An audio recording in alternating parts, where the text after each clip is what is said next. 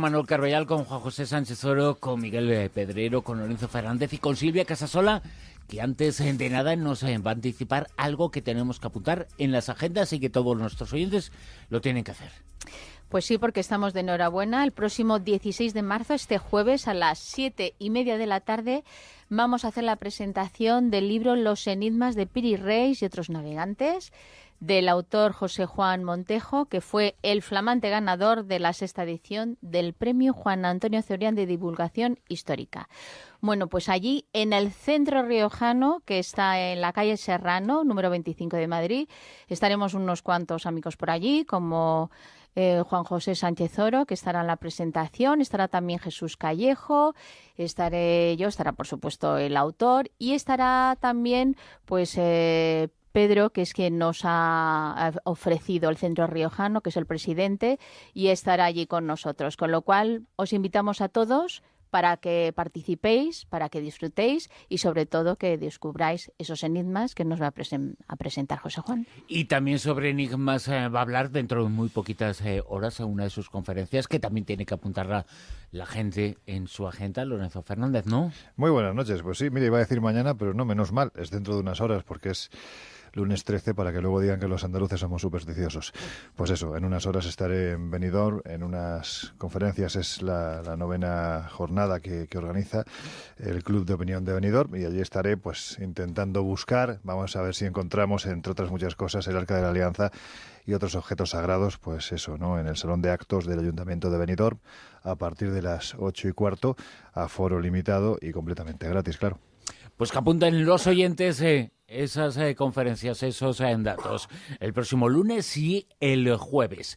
La ciencia se está preguntando qué hay detrás de esos mapas, los de Piri Reis. También está buscando el Arca de la Alianza y está buscando Juan José Sánchez Oro qué hay después de la muerte, y lo que está encontrando es fascinante, ¿eh? Parece que lo que hay son tantas cosas que no se sabe muy bien dónde está el límite de la vida y de la muerte. Yo creo que lo que vamos a comentar viene a extraer la primera conclusión, que es así como lo dicen los propios científicos, de que la muerte realmente, más que ser una especie de experiencia universal, sería algo muy particular. Tendríamos que hablar de la muerte de cada cual porque se manifiesta de una manera muy, muy diferente, ¿no? Y esto ha sido un estudio que también ellos han sido muy cautelosos, los que han publicado esta investigación. Es un equipo de investigadores, de científicos de la Universidad de Ontario Occidental en Canadá, dirigidos por Loretta Norton, que lo que han hecho ha sido una serie de pruebas de medir lo que es el estado encefalógrafo, el electroencefalógrafo de unos pacientes en un proceso terminal, en concreto de 4 pacientes, y lo estaban haciendo realmente no para tanto saber, digamos, cuestiones sobre la muerte, sino porque lo que quieren saber es cuánto tardan las neuronas en apagarse totalmente de cara a luego poder realizar algún tipo de trasplante de órganos. Es un poco la finalidad de en la las investigación. personas, ojo, que tenían neuronas en vida. Que tenían neuronas en vida, efectivamente. Sí, es muy importante eso. Sí. Que no son todos. Sí, porque las otras no gastan electricidad, entonces Claro. tampoco, y con el precio que está el recibo, pues tampoco hay que andar ahí indagando. Entonces, es muy interesante porque, claro, ellos en principio estaban monitorizando esa actividad y se han encontrado en la lectura de estos 4 pacientes, pues unos resultados bastante curiosos, ¿no? En principio, lo que más les ha llamado la atención es que había un paciente que había tenido una muerte cerebral 10 minutos antes de que se produjera la muerte circulatoria, por así decirlo. Es decir, cuando ya no le late el corazón, cuando ya no tiene ninguna señal de pulso sanguíneo. Pero luego lo que se han encontrado es otro caso, un paciente en el cual mantuvo actividad bioeléctrica en la corteza cerebral durante 10 minutos después de haber fallecido, de que ya su corazón le dejara de latir.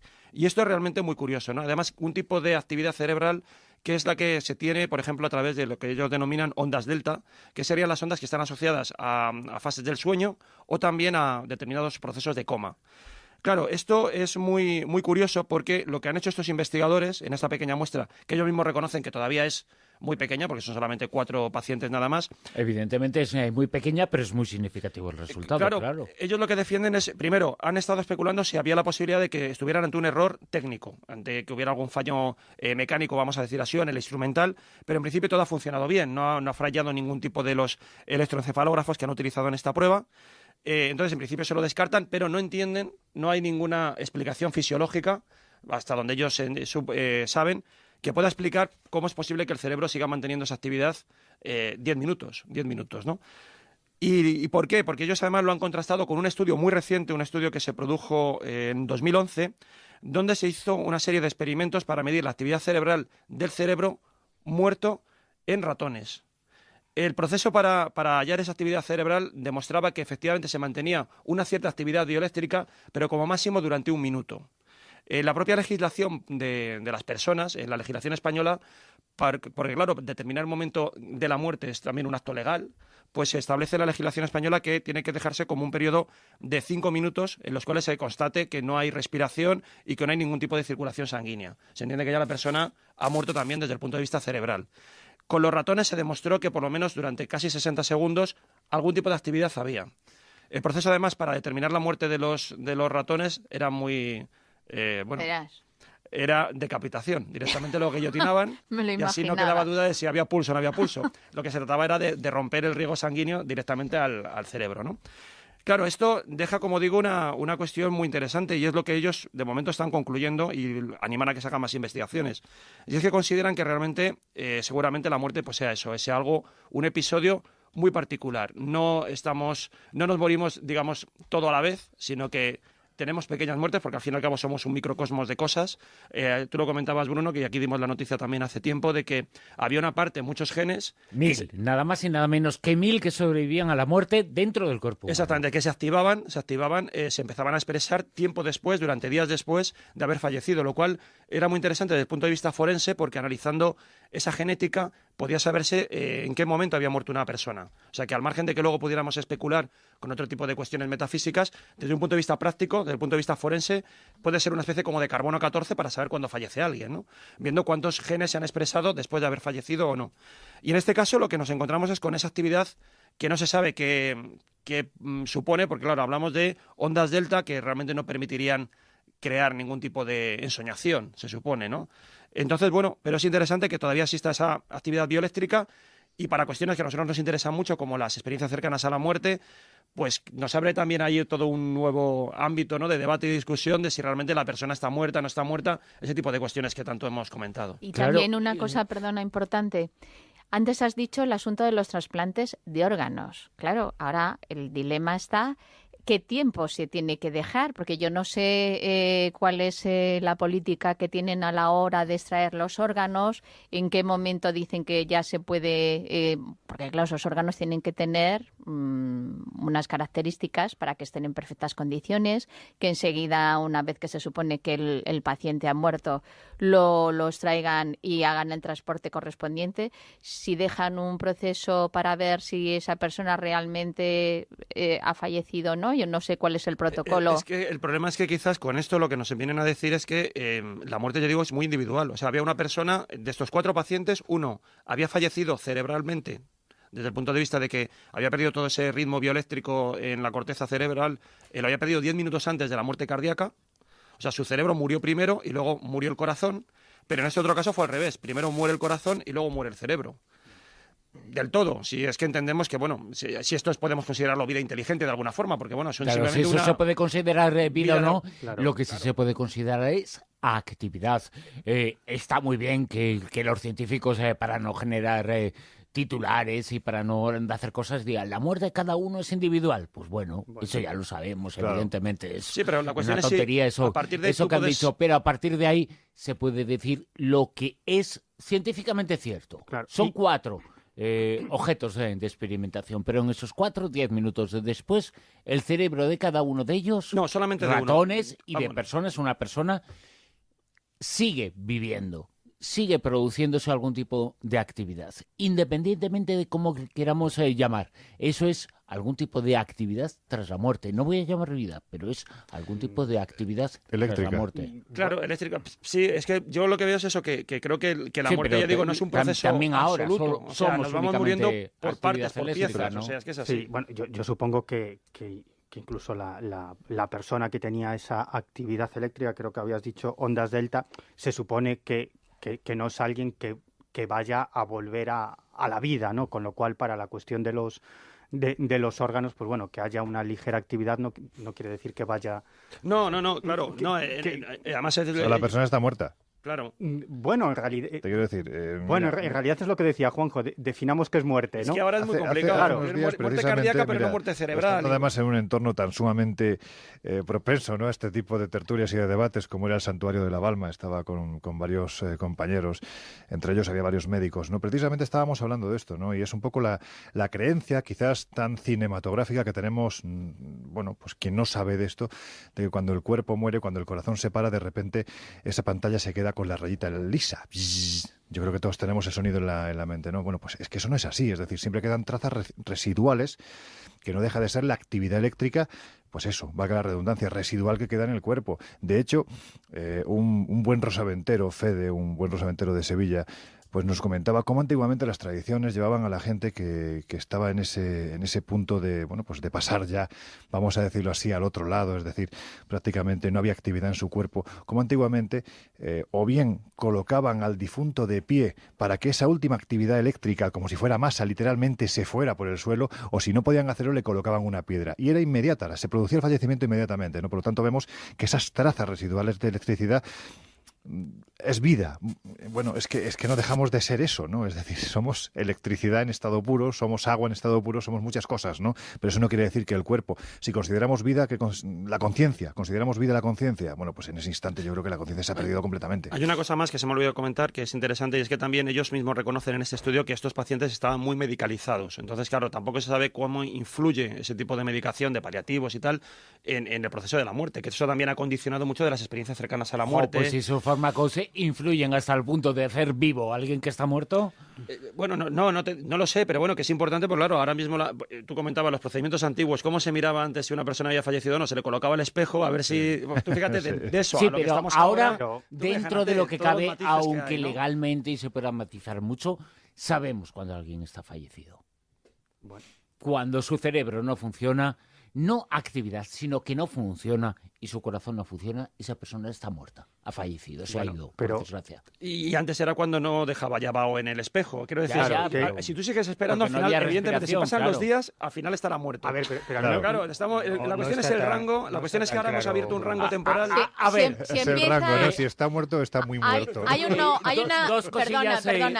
característica muy esencial. Si empieza a oler, la cosa ya va muy mal. O es falta de higiene o efectivamente ya... Pero vamos a abrir el debate a lo que interesa, ¿no? Claro, ECMs. Claro. Vamos a hablar y debatir sobre este tema. Antes recordamos que con @rosavientos hay una encuesta para el día de hoy que tiene que ver con una de las noticias que nos va a comentar Manuel Carbellal, la historia fantástica y fascinante de un niño que dice haber podido salvar a su padre gracias al ángel de la guarda. Bueno, pues os preguntamos sobre los ángeles de la guarda en la encuesta de esta noche. Nos lo va a contar Manuel dentro de unos minutos, pero antes vamos a dejar a Miguel Pedrero, que es el especialista en este tema. No. Que nos cuente un poquito la interpretación que tiene de esta información, que a mí me parece fascinante.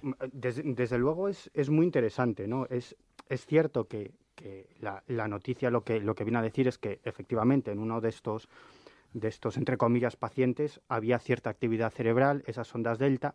La cuestión es, esa mínima actividad cerebral y esas ondas delta pueden generar esas experiencias tan vívidas y tan lúcidas asociadas a las experiencias cercanas a la muerte. Esa sería la pregunta, ¿no? Yo recuerdo que cuando entrevistaba a Pim Van Lommel, él me decía, bueno, actividad del cerebro.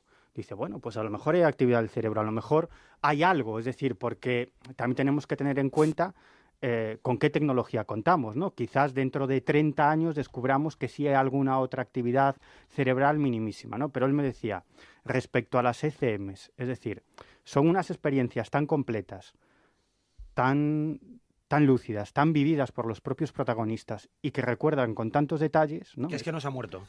No, que me decía que es difícil de creer que eso pueda ser generado por una minimísima actividad cerebral. Y luego hay otra cuestión. Se han hecho, yo creo que ya lo conté aquí más de una vez, esto es algo a lo que siempre se agarran, digamos, aquellos que tratan de explicar las ECMs en base a procesos químicos. Carvallal, ¿no? por ejemplo. Carvallal, por ejemplo, ¿no? Está callado, es algo a lo que se agarran siempre, pero es cierto que se han hecho otro tipo de determinadas operaciones muy complicadas para operar tumores en el cerebro, donde había que drenar toda la sangre del cerebro y había que provocar una muerte clínica durante varios minutos y un encefalograma absolutamente plano, ¿no? E incluso en esas operaciones, en esas intervenciones quirúrgicas, los testigos o las personas, los pacientes, han declarado haber vivido experiencias cercanas a la muerte en uno u otro grado. Ahora, lo que tenemos que discutir también es si esas experiencias cercanas a la muerte, porque eso nadie lo puede saber, nadie tiene la respuesta, se producen cuando el paciente está en proceso de muerte clínica, porque eso no lo podemos saber. Es cierto que en intervenciones quirúrgicas, personas que sufren procesos de muerte clínica cuentan una experiencia de CM, pero la pregunta es, ¿eso sucedió durante la muerte clínica? ¿Sucedió antes de la muerte clínica? ¿O sucedió después de que hubiese sido reanimado, ¿no? Esa es otra gran pregunta. Ahora, a mí que me hace pensar que en todas estas experiencias cercanas a la muerte hay algo más que simples procesos químicos, ¿no?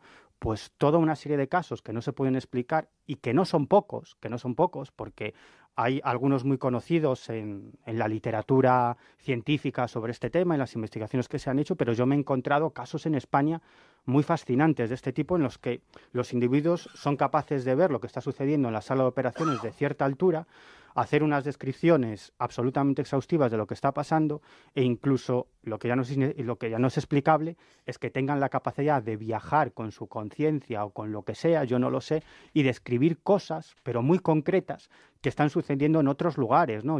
Pero yo estoy de acuerdo contigo, pero yo creo que además está bien definido cuando decimos experiencias cercanas a la muerte. Yo no creo que estén muertos.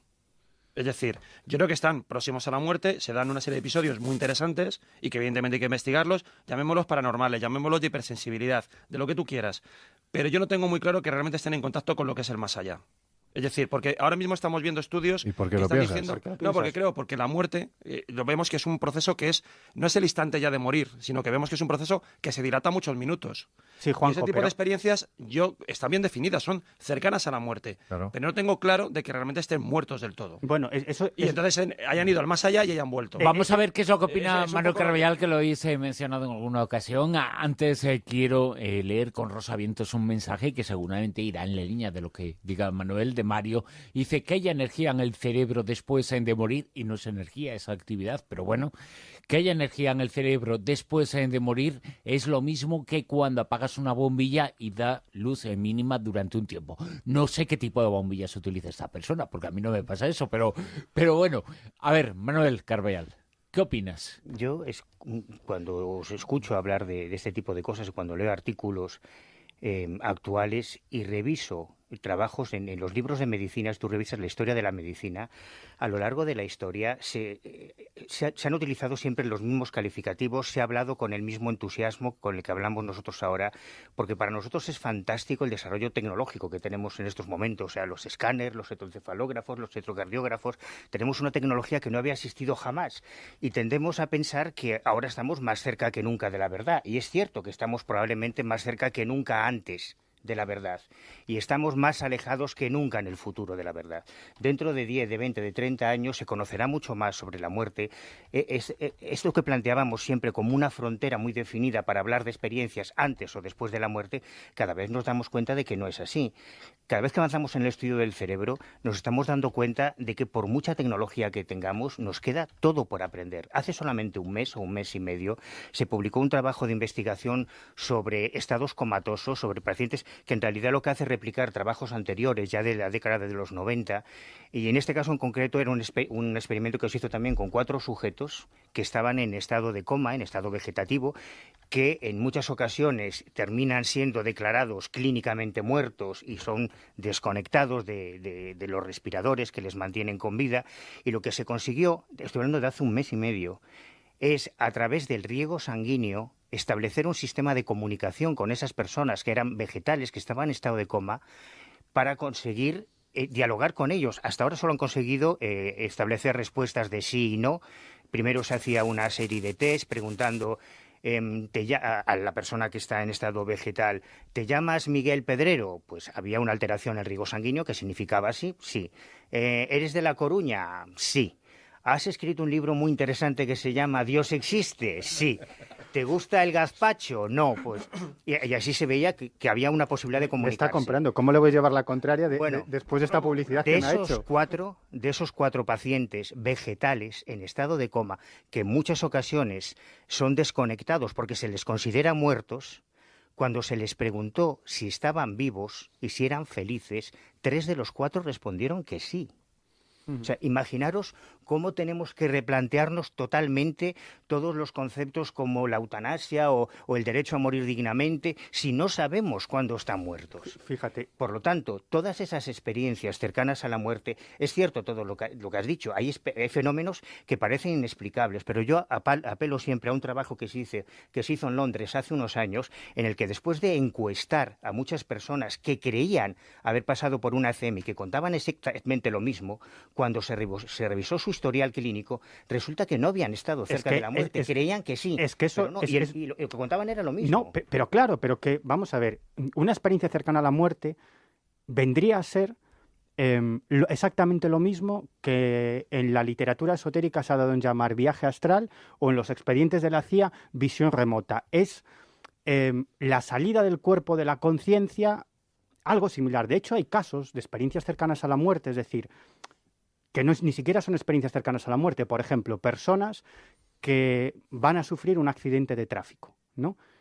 Y entonces, a causa de ese impacto que van a sufrir y a causa de ese shock tan tremendo, ven la escena desde cierta altura e incluso pueden llegar a experimentar ciertas características de la ECM, el túnel y la luz al fondo.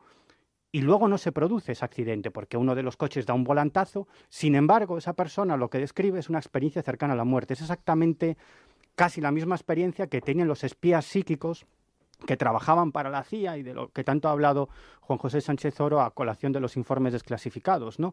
Es decir, en el fondo, estamos hablando de lo mismo, ¿no? Y aquí entraríamos en otra discusión sobre qué es la conciencia, qué es la mente y qué es el cerebro, ¿no? La cuestión es si realmente esos procesos que tú estás señalando se producen después de que hayas muerto. No, decir, pero no necesariamente. Hay una deslocalización pero de la no conciencia. Necesariamente. No, pero lo que realmente sería determinante es lo que te digo, si estamos ante algo cercano a la muerte o realmente se ha muerto. Y es que ahora mismo no lo sabemos si se ha muerto o no. Es exactamente. O sea, la única explicación que algunos escépticos tenéis para este tipo de ensayos y este tipo de estudios es mayestático, ¿no? Es el hecho que han tenido que demostrar para poder publicar su informe que no es así, que esas personas estaban muertas. Y que esta persona estaba muerta. No, pero lo que te digo es que yo lo que porque veo es ya que... está demostrado que estaba muerta. Bueno, no, porque aquí estamos hablando de procesos que pueden durar 10 minutos. Yo no sé si esto es recuperable o no. Pero, si una Juanjo, persona después de 10 minutos muerta, cerebralmente se puede recuperar Juanjo, o no. Bueno, en una ocasión trajo Manuel una noticia que hablaba de personas que se recuperaban al cabo del tiempo, incluso de más de 10 minutos. Pero mira, es exactamente lo mismo que contaba Sánchez Oro cuando hiciste aquel especial en el Club del Misterio sobre antropólogos que vivían experiencias extraordinarias y que tenían la capacidad de salir de su cuerpo, incluso describir cosas que estaban sucediendo en su casa a miles de kilómetros de distancia. Sí, pero es exactamente el mismo fenómeno que se genera en diferentes circunstancias. Una ECM, un ejercicio de meditación, una experiencia con plantas alucinógenas, etcétera, etcétera, etcétera. Es la misma experiencia, sí. Pero en distintas circunstancias. Escuchamos las noticias en Onda Cero, nos ponemos al tanto de lo que está ocurriendo y después continuamos. Son las 2, la 1 en Canarias.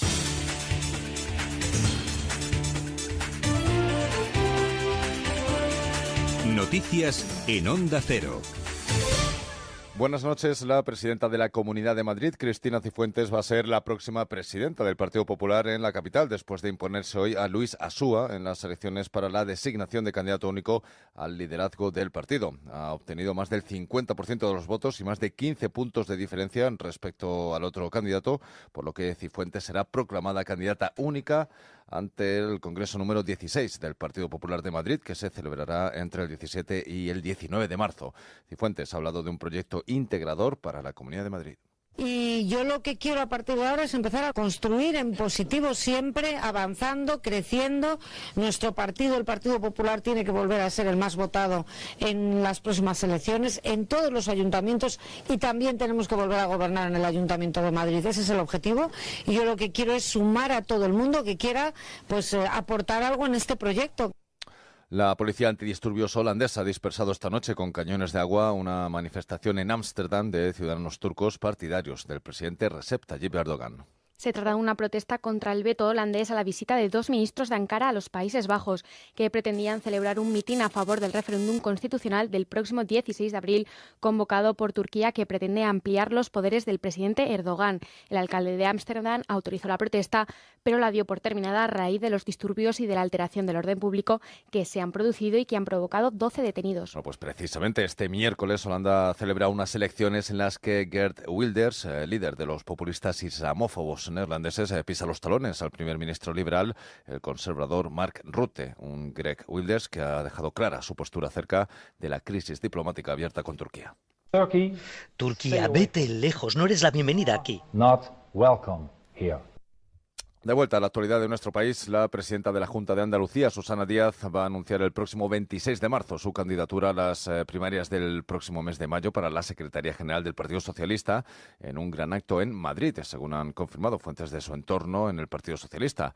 El que será uno de sus rivales, Pedro Sánchez, ha estado este domingo en Cádiz. En la ciudad andaluza, Pedro Sánchez ha pedido aprovechar las primarias para elegir al nuevo líder del PSOE para que el partido dé una lección de respeto y compañerismo. Y tras señalar que ningún socialista será nunca su adversario, ha reivindicado lealtad para el que salga elegido. También ha dicho que nunca un socialista será su adversario. Dice sí a ser un partido de la militancia y dice sí a ser un partido creíble. Sí es sí, compañeros, sí es sí. Esa es nuestra propuesta. Nunca un socialista será mi adversario. Yo tengo muy claro dónde están mis adversarios. Están fuera del partido, se llama Partido Popular y los poderes económicos que les interesan. Otra de las reacciones del anuncio de candidatura de Susana Díaz ha venido de la mano del vicesecretario general de Autonomías y Ayuntamientos del Partido Popular, Javier Arenas, para quien la decisión de la presidenta aporta incertidumbre a la política andaluza. Una decisión que nosotros respetamos. Son cuestiones internas del Partido Socialista. Pero sin duda es una decisión que aporta incertidumbre a la política andaluza, a la economía andaluza, a las oportunidades en Andalucía. Y en segundo lugar, en nuestra opinión, esta decisión, que ya veremos en los próximos meses su desenlace, creemos que esta decisión acerca a nuestro presidente Juanma Moreno a ese deseo de que tengamos en Andalucía a Juanma como primer presidente centrista de la Junta de Andalucía. Vamos ya con los deportes. Destacamos que Sergio Ramos ha devuelto el liderato de la Liga al Real Madrid. Por enésima ocasión, Salvador de un Real Madrid al límite en el físico y atascado ante una defensa de 5 del Real Betis, que con orden tuvo al equipo de Zinedine Zidane atascado en muchas fases del partido y obligado de nuevo a remontar. Abría el marcador Sanabria con un disparo raso que no supo atajar Keylor Navas. Después marcó Cristiano antes del término de la primera parte y pasado ya el minuto 80 marcó Sergio Ramos otra vez de cabeza y otra vez a la salida de un córner. Bueno, pues con el deporte hemos terminado. Más noticias dentro de poco menos de una hora, a las 3, las 2 en Canarias, y ya saben, de forma permanente en OndaCero.es. Ahora continúan en la compañía de La Rosa de los Vientos. A las 11:30 de la noche llega el mejor momento del día. Llega el descanso y lo que más te gusta, el deporte con José Ramón de la Morena. A este lado de la radio, un gran equipo lleno de motivación. Y al otro lado, tú, el más importante de todos. Porque gracias a ti tiene sentido todo este trabajo. Todos los días a las 11:30, El Transistor. José Ramón de la Morena. Te mereces esta radio. Onda Cero, tu radio.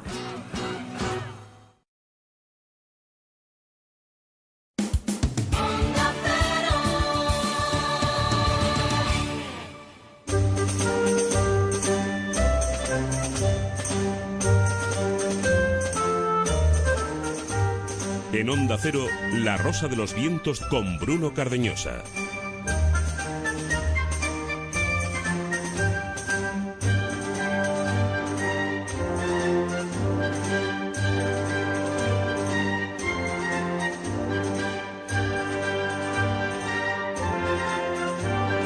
Qué discusión, qué acalorada ha estado esta primera hora de debate en la tertulia Zona Cero, hablando sobre la muerte. ¿Cuál es esa frontera? La ciencia está descubriendo actividad después de la muerte, está incluso descubriendo que existen genes que se activan tras la muerte. Es un descubrimiento fascinante, lo hemos comentado aquí en La Rosa de los Vientos, ya sabéis, tenéis una etiqueta en Twitter, Almohadilla Rosavientos, ahí tenemos además una encuesta sobre una noticia de la que después hablaremos. Ahora está muy igualada la respuesta de parte de nuestros oyentes, aunque la mayor parte, un poquito más del 50%, dicen que sí, que han sentido alguna vez esa protección del ángel de la guarda. Pero esta noticia que vamos a comentar ahora, Manuel Carbellal, es fascinante. Hace 40.000 años, en España, nuestros ancestros descubrieron algo muy parecido o no muy parecido, sino la base de la aspirina, y la tomaban algo muy parecido a la aspirina hace 40.000 años para curarse como analgésico, para solucionar el dolor, ácido acetil salicílico.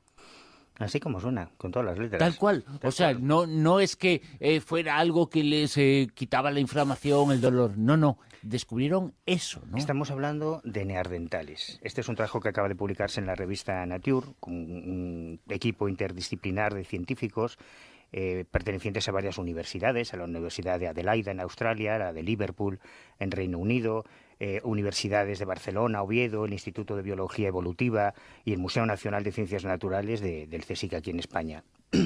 Ellos hicieron un trabajo comparando los restos óseos que se han encontrado de dos colonias, de dos grupos de neandertales, uno en Bélgica y otro en Sidrón, en Asturias, en España. Y claro, aquí nos enfrentamos a una de estas maravillas. Yo siempre repito mucho eso de que la ciencia avanza exponencialmente, pero es que además de avanzar exponencialmente, o sea, que cada vez en el mismo periodo de años sabemos más, porque la ciencia avanza más rápido, cada vez tenemos más elementos tecnológicos para avanzar las distintas ciencias.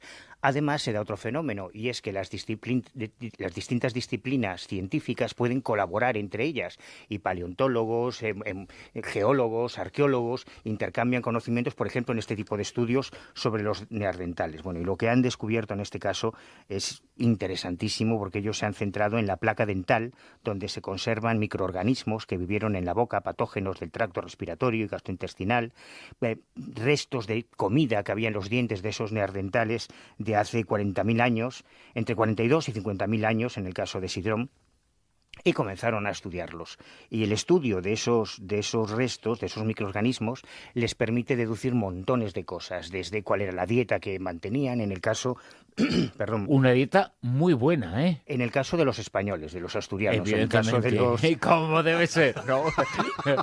En el caso además, de los belgas, más carnívoros. Sí, ya sabemos que además... España es Asturias y tierra conquistada. El cachopo todavía no lo habían inventado, bueno, pues, los neandertales. Pues no eran muy carnívoros, ¿eh? No, eran dietas básicamente vegetarianas, en el caso de los asturianos. Pero lo interesante es que descubrieron que entre los distintos alimentos que tomaban estaban, por ejemplo, piñones, musgo, álamo. Y al analizar los dientes, también pudieron descubrir los tipos de dolencias estomacales que podían padecer y cómo se las trataban. Y una de las cosas que a mí me ha sorprendido más de esta investigación es que en el análisis de en concreto de uno de los individuos del Sidrón, afectado por un acceso dental, además de identificar a la bacteria intestinal que le produciría una diarrea muy aguda o un malestar crónico, bueno, pues descubren que en ese caso este neandertal consumía álamo, que contiene un analgésico natural con ácido salicílico, que es el ingrediente activo de la aspirina, además de un hongo con propiedades antibióticas. Por cierto, ¿cómo se llamaba el hongo? Que es importante que lo digamos. Penicillium. Exactamente, penicilina.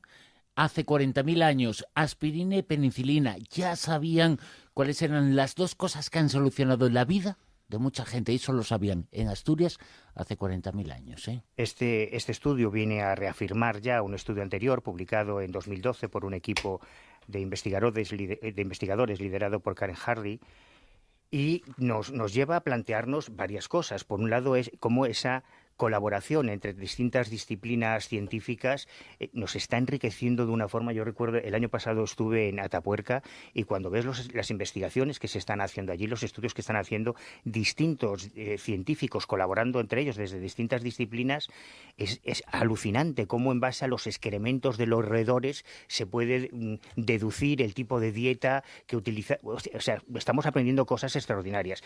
Y esto me lleva a otra reflexión.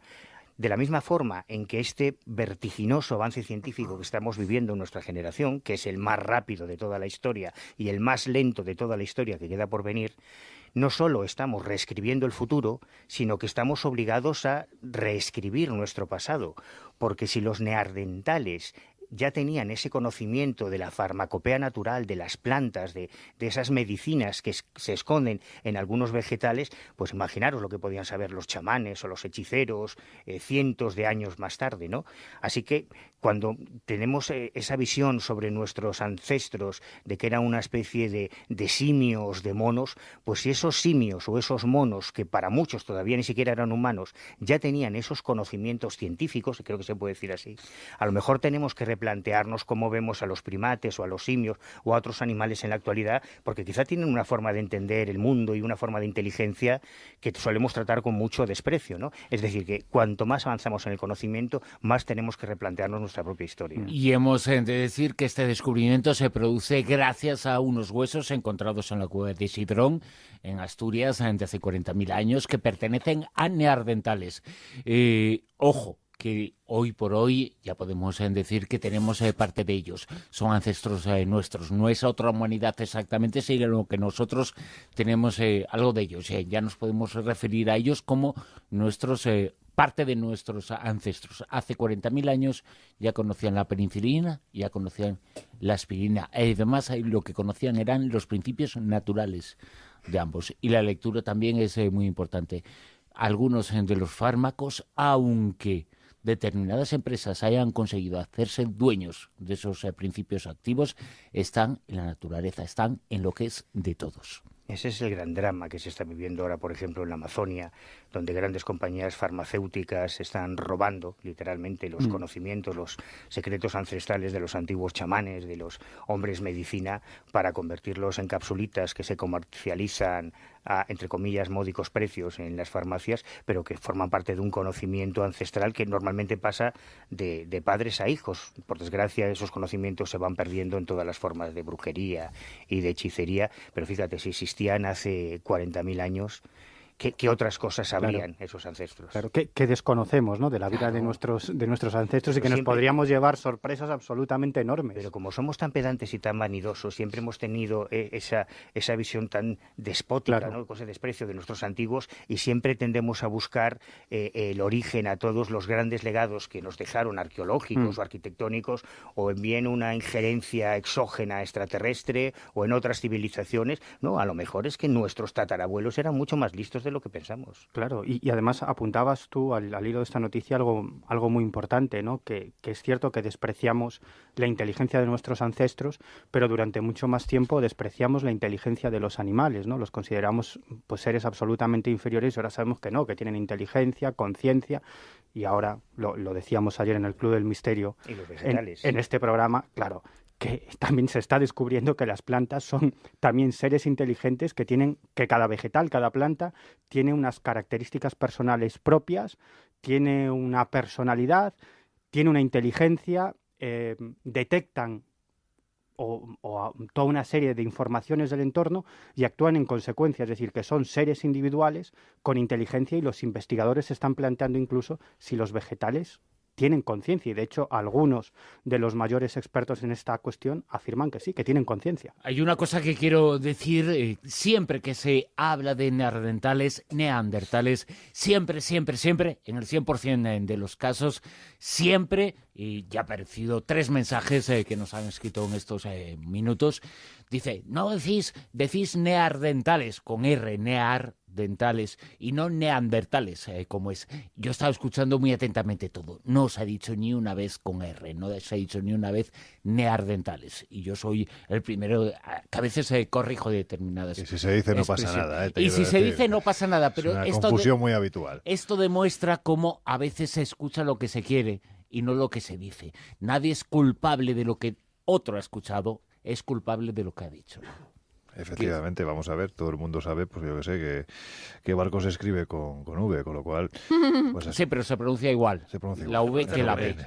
No, depende, oye, no, se pronuncia exactamente igual, es un error. En América del Sur, no, la B y la V se pronuncian diferente. No. Sí. Tú conoces a muchos venezolanos y luego te lo pueden corroborar, pero vamos, es otro debate. La B larga y la B corta, exactamente, ¿no? B y V, sí. Pero bueno, se pronuncia igual. La cuestión es que con lo que estabais comentando, a mí sí me gustaría añadir algo, ¿no? Y, con respecto a lo que decía Manuel, es que efectivamente quizás la soberbia primermundista, ¿no? de nuestro siglo XXI pues nos lleva a mirar con ese desprecio al hombre del pasado, pero...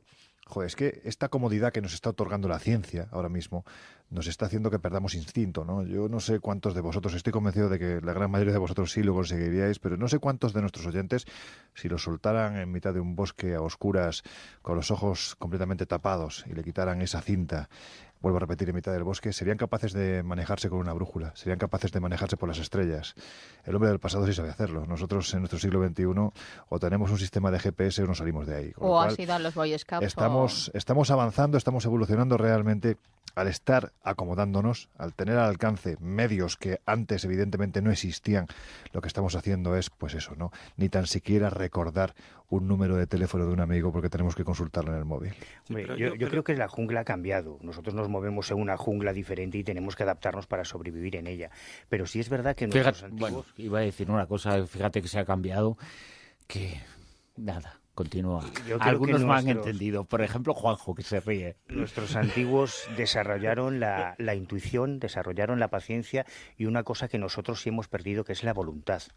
Yo creo que es cierto que nos hemos acomodado, que hemos desarrollado otras capacidades para sobrevivir en la jungla de asfalto, pero somos mucho más impacientes, no tenemos la capacidad de observación que tenían nuestros predecesores por una cuestión de supervivencia, porque las comunidades que tenían que sobrevivir en el desierto, por ejemplo, en el Sáhara, o las comunidades que tenían que sobrevivir en los polos, o que tenían que sobrevivir, tenían eso, que enfrentarse a los elementos, que enfrentarse a otros depredadores, y sobrevivieron, lo que demuestra que eran capaces de salir de cualquier situación, ¿no? Y desarrollaron cosas extraordinarias. Por eso a mí me da mucha rabia cuando somos tan pedantes al hablar de los indígenas, de los hombres primitivos. Me parece que somos... Eso es lo que hace el desconocimiento. Claro. Y de todas formas también, bueno, lo que comentaba Lorenzo, decías, si nosotros vamos al bosque lo pasaríamos muy mal, yo el primero que me moriría, pero también si alguien que esté solamente en el hábitat rural viene a la ciudad, también las va a pasar muy mal. Seguramente se adapta mejor. Puede ser que sí, no lo sé, pero lo que... ¿No viste Cocodrilo Dandí? Sí. Vale. Por cierto, Lorenzo, dime, ¿cuál es la ouija más grande del mundo? ¿Cuánto mide? Pues una auténtica, como diría Manuel, yendo a ese registro técnico. Un porrón, ¿no? Un porrón de metros, sí. Pues mira, estamos hablando de 121 metros de largo. 121 metros cuadrados. Es una auténtica barbaridad, vamos. Pues eso, como el apartamento de Miguel Pedrero. Una auténtica bestialidad. Justo eso, sí. La cuestión es que estamos hablando de que ha sido construida, además, en el tejado de un hotel que tiene una tradición de todo tipo de cosas raras, que nos remontaría prácticamente a la primera mitad, casi segunda mitad ya del siglo XIX, ¿no? Es el Grand Midway Hotel, que está en Pensilvania, en Estados Unidos, y como os digo, está rodeado de todo tipo de leyendas extrañas, misteriosas, aparecidos. También, por supuesto, esa parte truculenta, ¿no?, que suele acompañar este tipo de manifestaciones. Un buen asesinato nunca puede faltar en un lugar como este. Bueno, pues la cuestión iría a más, como os digo, lo de la ouija, si no fuera por la propia historia que encierra este lugar. De hecho, Blair Murphy, que es el dueño actual del inmueble, que se encuentra al oeste de Pensilvania, en las montañas, lo digo pues si alguno de vosotros os apetece ir, bueno, pues lo compró además a través de eBay. Y es curioso porque este hombre vivía prácticamente más cerca de las playas de California que de las montañas, y sin embargo, pues algo le llamó la atención de este lugar, y no fue otra cosa que precisamente la historia, porque al parecer Blair es un amante de lo paranormal y conocía perfectamente toda la tradición, toda la leyenda, todo lo que se contaba, ¿no?, de esta región, y no solo de esta región, sino también del inmueble al que vamos a hacer referencia. Bueno, hay que decir que en el año 1889, para que os hagáis una idea de cómo aquello, como dicen los propios habitantes de la zona, está realmente sembrado de cadáveres. Bueno, pues en el año 1889 reventó una presa que causó una enorme cantidad de fallecidos. Bueno, pues como ya os habréis imaginado, el antiguo edificio que se levantaba donde hoy se alza el Grand Midway Hotel fue utilizado para llevar a los difuntos, pues eso, ¿no?, como una especie de improvisado tanatorio, como una morgue improvisada, ¿no? Bueno, pues conociendo esta historia, hay que decir que Blair comenzó a hablar con los ancianos, una vez que ya había adquirido el inmueble, pues para que le hablaran del edificio, especialmente del edificio que se encontraba antes de que se edificara este hotel. Bueno, pues ya le dijeron, al más puro estilo de una buena película como puede ser Poltergeist, que este sitio había sido territorio sagrado de los nativos americanos. Es decir, seguramente el hotel y todo lo que había alrededor, el edificio antiguo y todo lo que había alrededor, habían sido construidos sobre un cementerio nativo. Esto engordaba mucho más la historia, porque todo el mundo sabe que no se puede construir encima de un cementerio nativo porque te arriesgas a que haya fenómenos Poltergeist, a que te parezca un gusano gigante que sale de una botella, en fin, este tipo de cosas. Quien no haya visto la película, yo lo recomiendo. La cuestión es que parte del hotel conserva todavía la estructura del anterior inmueble. Y hay que decir que en su interior se habían producido desde homicidios, accidentes, e incluso se rumoreaba en la población que en el sótano hay varios cuerpos enterrados. Bueno, pues tiempo después, también los psíquicos aparecen en toda esta historia. Un psíquico confirmó este extremo e incluso determinó que en una de las habitaciones del segundo piso había una presencia extraordinariamente negativa. Todos los hoteles de estas características tienen una habitación maldita. Bueno, pues aquí también existe, y además esa cosa que no se ve, pero que supuestamente, según los psíquicos, esos que tienen la capacidad de ver lo que nosotros, pues muchos de nosotros no somos ni tan siquiera capaces de percibir, los que nos consideramos, como yo mismo, que tenemos el nivel de evolución de un canto rodado en ese sentido. Bueno, pues hay que decir que esta persona, este psíquico, decía que en esa habitación había una presencia especialmente negativa. Bueno, pues desde entonces son muchos los que aseguran lo típico de este tipo de casos, ¿no?, de este tipo de lugares. Aseguran percibir extrañas presencias en mitad de la noche, crujidos, ¿no?, de la vieja madera de las techumbres, sombras que atraviesan los pasillos, y por supuesto tampoco faltan las subidas y bajadas bruscas de temperatura. Bueno, pues ahora Blair Murphy, que vive allí junto a su familia, es decir, el hotel no está abierto al público, ahora mismo es una vivienda particular, pues tras un periodo en el que la actividad supuestamente paranormal se ha mitigado, ha cesado, han decidido realizar una ouija. Lo que pasa es que, como decíamos al principio, es una ouija un poquitín grande, ¿no? Estamos hablando de 121 metros cuadrados y ya ha sido reconocida como la ouija más grande del mundo en el libro Guinness de los récords. Bueno, pues los vecinos... ¿Eso que es un barril o qué utilizan para mover la ouija? Pues un máster al más puro estilo de las antiguas planchettes francesas. Sí. Es decir, yo creo que todos tenemos en la cabeza esta forma casi cónica con un agujerito en el medio que es el que te va marcando las letras, pero imagínate el tamaño, prácticamente van con volante, ¿no? Es como un coche, ahí en lo alto del techo encima de la ouija. Bueno, pues los vecinos, hay que decir que aunque conocen los rumores que corren por la población acerca de lo que ocurre en el viejo hotel, pues no han dejado, la verdad es que, demostrar su extrañeza ante la idea que ha tenido la familia Murphy de pintar en el tejado este tablero gigante, algo que, dicho sea de paso, encaja perfectamente en este edificio a raíz de la historia que os estoy comentando. La cuestión es que si realmente estamos ante un método de supuesto contacto espiritista, la verdad es que esta gente acaban de colocar un auténtico faro, ¿no? Porque, vamos, ahí va a ir todo el mundo de ese otro plano, ¿no? Yo, al leer esta noticia, lo que sí me ha provocado es una sonrisa, ¿no? Porque la sensación que da es que esta gente, los Murphy, los Blair, los que viven en esta casa, en este hotel, pues la verdad es que las historias de fantasmas y aparecidos, por muy sórdidas que sean, da la sensación de que le quita un poco sueño. Vamos, que esta gente pasa olímpicamente, y entiendo que esto está creado más como una atracción turística que no deja de ser curiosa, porque, bueno, sabemos que hay una ouija gigante, así que quien disfrute de este tipo de métodos... 120 metros cuadrados, 120 más o menos, va a llegar a Galicia, de 12 metros de largo, 10 de ancho. Sí, aproximadamente, una bestialidad, vamos. Vamos, como un piso de 4 o 5 habitaciones. Sí, más o menos. Hace falta costaleros para mover eso, más que el efecto idiomotor ahí debe ser... Y hay posibilidad de que la gente... Un pedazo muerto, hace falta... ¿Hay posibilidad de que la gente, si quiere ir a visitarla, les den la opción o no? Sí, vamos a ver, date cuenta que el hotel es muy conocido, de hecho, hace no mucho tiempo, el hotel ha pasado por todo tipo de situaciones, ¿no? Especialmente por programas dedicados a este tipo de temáticas, ¿no? Quizás esos programas quizás más morbosos, ¿no? Para que os hagáis una idea, hace no mucho tiempo fue protagonista de una serie que está teniendo un gran éxito a través de Discovery Channel en Estados Unidos, que se llama The Exorcist Files, es decir, los archivos de los exorcismos, ¿no? Y en este lugar, uno de los capítulos de los 8 que se habían realizado, uno de los 8 se basó precisamente en los sucesos que supuestamente ocurrían en este sitio, y además, pues con el beneplácito de la propia iglesia, allí se realizaron una serie de exorcismos. Supuestamente esta habitación maldita, negativa, pues estaba poseída por el espíritu de alguien que había sido asesinado en el lugar. Bueno, pues es una de las muchas cosas, ¿no? De las muchas anécdotas que han ocurrido aquí. Por lo tanto, en fin, que si entran los señores de los archivos exorcistas, seguramente cualquiera que desee ver esa tabla de Ouija, y entiendo que incluso practicar con ella, pues no va a tener ningún problema. Si en definitiva no deja de ser un reclamo muy curioso, pero un reclamo turístico, ¿no? A mí me gustaría ver a alguien practicando con esa Ouija. Ya te digo, el máster es un coche directamente, va con motor. ¿Y no hay otra forma de conseguir ver cómo es el final del mundo? Hacerlo con un programa informático que nos enseñe cómo va a serlo, porque nadie lo va a contar, ¿verdad, Miguel? Efectivamente, hablamos de un programa informático que yo creo que va a cambiar nuestra visión sobre el apocalipsis, pero eso sí, el apocalipsis desencadenado por el eventual impacto de un asteroide en nuestro mundo, ¿no? Lo cierto es que este programa informático ha sido desarrollado por un equipo de ingenieros, de físicos y de geógrafos de una universidad británica, de Southampton, y publicaron sus hallazgos o lo que, digamos, las conclusiones de este programa informático en una revista científica, New Science. Esta se la dedico a Lorenzo. Gracias.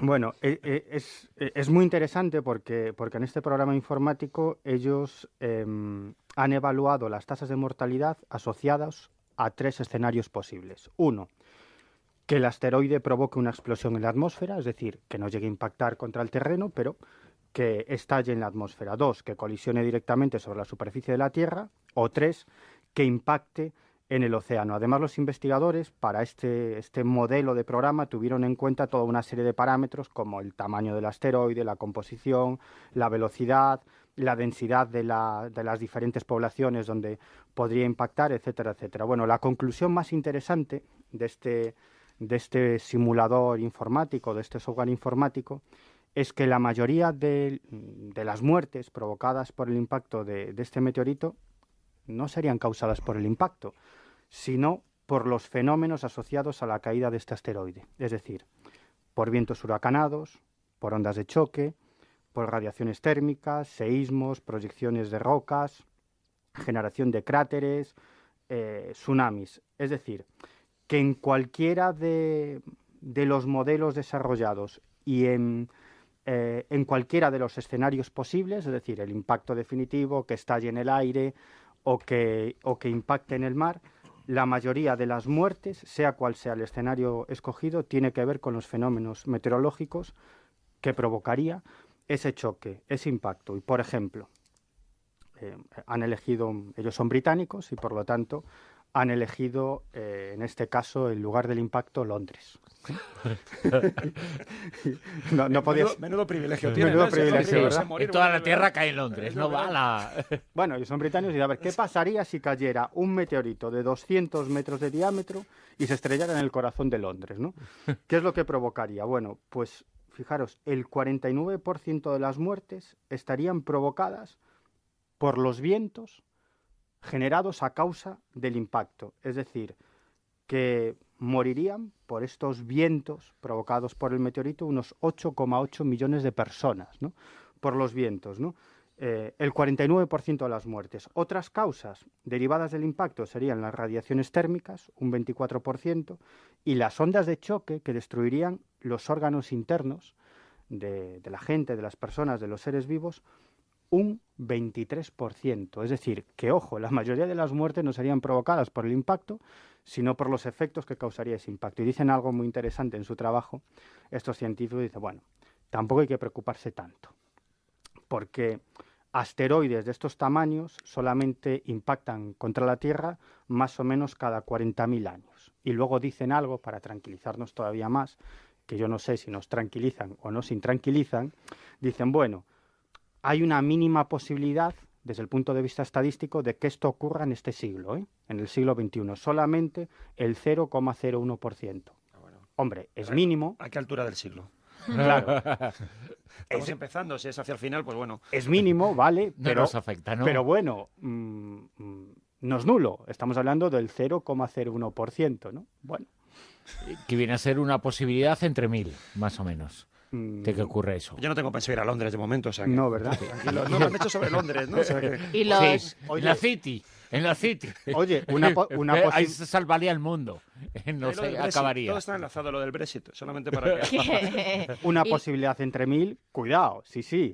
Es marginal, pero bueno, puede pasar. Lo de los dinosaurios también fue, quiero decir, Fue no es más o menos así. Es el impacto, es luego todo lo que son las partículas en suspensión que crean un efecto invernadero, ¿no? Y a partir de ahí sí que se desencadena todo el cataclismo. O sea que realmente lo que tú dices no es tanto el impacto como todas esas consecuencias. Y los búnkers no se salva a nadie tampoco. Tanto hay construcción, les da absolutamente lo mismo. Bueno, me imagino que habrá búnkers preparados para esto, me imagino. Ahora, otra cosa es que la detección del meteorito se produzca a tiempo, ¿no? No cuando lo tenemos ya encima. Y eso, fíjate, es algo en lo que están trabajando mucho las agencias espaciales, porque es una amenaza que no entiende de razas ni de clases sociales. Es decir, si impacta un meteorito, morirán los ricos, los pobres, los de Occidente y lo que sea, ¿no? A quienes les toque, ¿no? Y de hecho están desarrollando no solamente toda una serie de fases o de medios de detección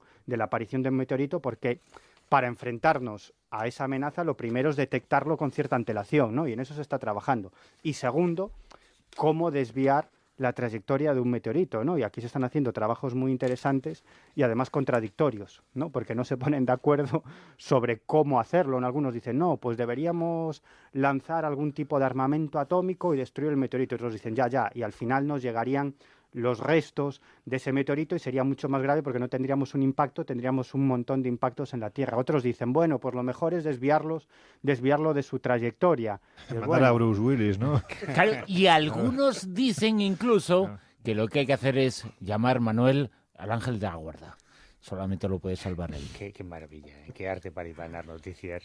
Sí, si nos ponemos todos a llamar a nuestro ángel de la guarda, con esa legión, esas hordas angélicas, pues seguramente podrían con eso y más. A mí es uno de mis temas favoritos, todo lo que tiene que ver con la angelología, con los ángeles. Llevo muchos años recogiendo historias, algunas de verdad realmente sorprendentes. Repítelo, eso que acabas de decir, que es uno de tus temas. La gente se estará sorprendiendo, que una de las cuestiones favoritas de Manuel Carballal son los ángeles y la angelología. Claro, pues solamente quien no me conozca. Quien me conoce ya sabe que es uno de mis temas favoritos, y he recogido no solo dentro del ámbito del cristianismo, sino del judaísmo, del islam, incluso del hinduismo, porque la creencia en los ángeles, en los mensajeros entre Dios y los hombres, es algo que existe en prácticamente todas las religiones.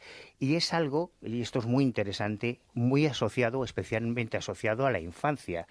Hay un trabajo que publicaron los investigadores británicos David Hyde y Rebecca Knight, que durante 3 años estuvieron haciendo una especie de encuestas con niños que aseguraban haber tenido experiencias con seres angélicos, y se dieron cuenta de que existe una cantidad, un universo de testimonios, de relatos verdaderamente extraordinario de niños con independencia de su origen cultural, que hablan de los ángeles con toda naturalidad, por lo menos hasta llegar a los 12 años, en los que parece que ya se van convenciendo, a fuerza de que se lo repitamos los adultos, de que eso son tonterías y cosas de niños, y ya dejan de tener ese contacto con los ángeles. Pero cada cierto tiempo aparecen noticias como la que se ha publicado esta semana, de niños que protagonizan un fenómeno extraordinario y que ante la incapacidad del niño y de los adultos por explicarlo, pues aseguran que han recibido la ayuda del ángel de la guarda, de ese personaje con el que estamos tan familiarizados. Esta semana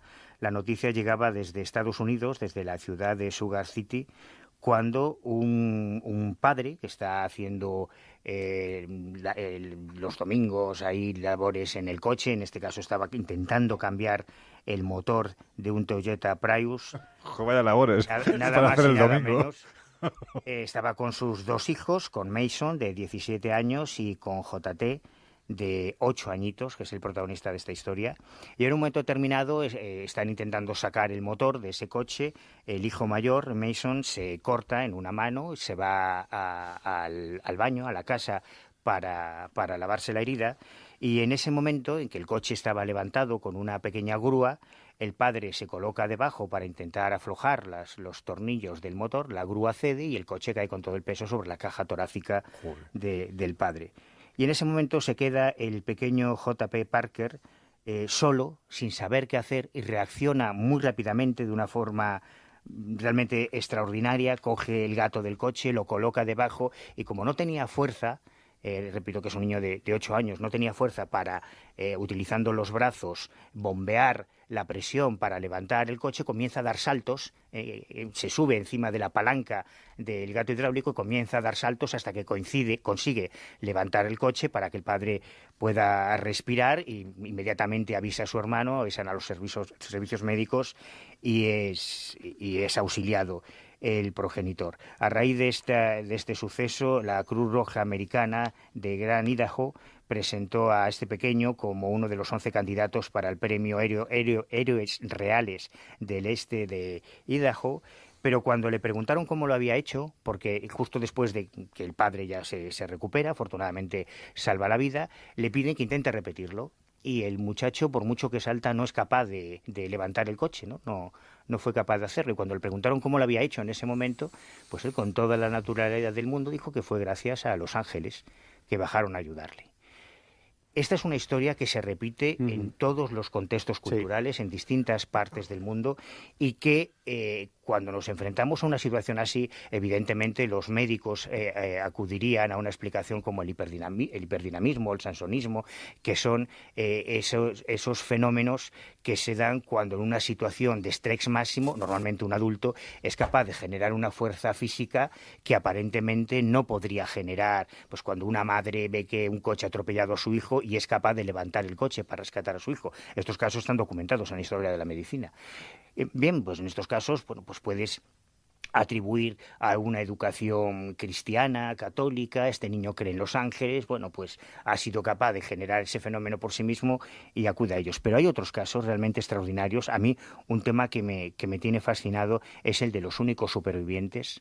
Casos, por ejemplo, de accidentes aéreos. Hay una lista enorme. El 12 de mayo de 2010, un accidente aéreo con 103 fallecidos, y solo se salva de ese avión estrellado un niño de 9 años llamado Ruben Banasou. El 30 de junio del 2009, 152 personas mueren en un accidente aéreo y solo se salva una niña de 13 años. Bueno, hay muchísimos casos en los que, pues parece, si hasta nuestro exministro de Justicia creía que tenía un ángel de la guarda que le encontraba aparcamiento, pues parece que por lo menos la creencia en los ángeles de la guardia es algo que... De la guarda. De la guarda.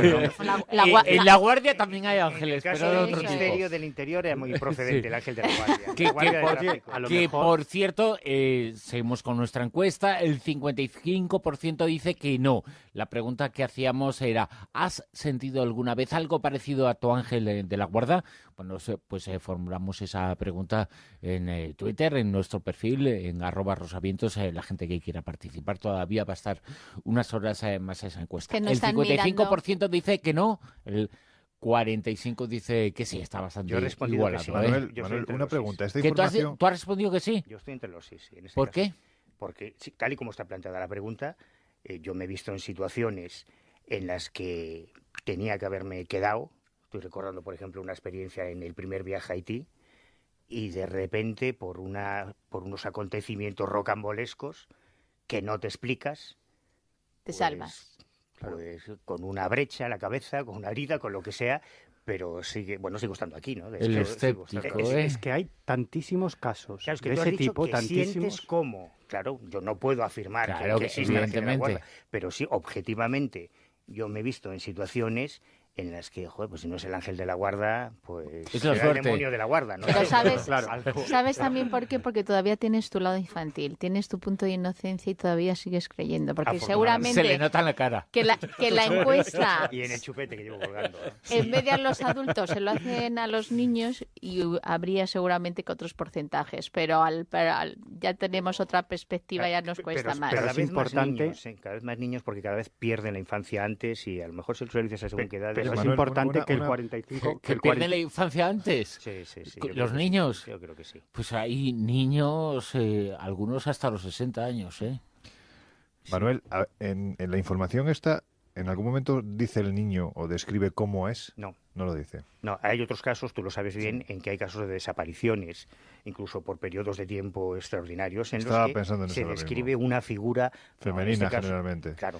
Tenemos casos como el de la niña de Teba, Carmen Romero, Antoñita Tamayo, el de Arroyo Sujayal, que desaparecen. En el caso de Antoñita es que es encontrada a mitad de una caída de un barranco dentro de una cueva, en perfecto estado, cuando estamos en invierno, 31 de diciembre, con unos fríos bajo cero terribles. La Guardia Civil ya decía que, en fin, evidentemente una niña de esa edad, 4 o 5 añitos tenía, pues no la iban a encontrar con vida. Y sin embargo, no solo la encuentran con vida, sino que a los 3 días está viva y en buen estado.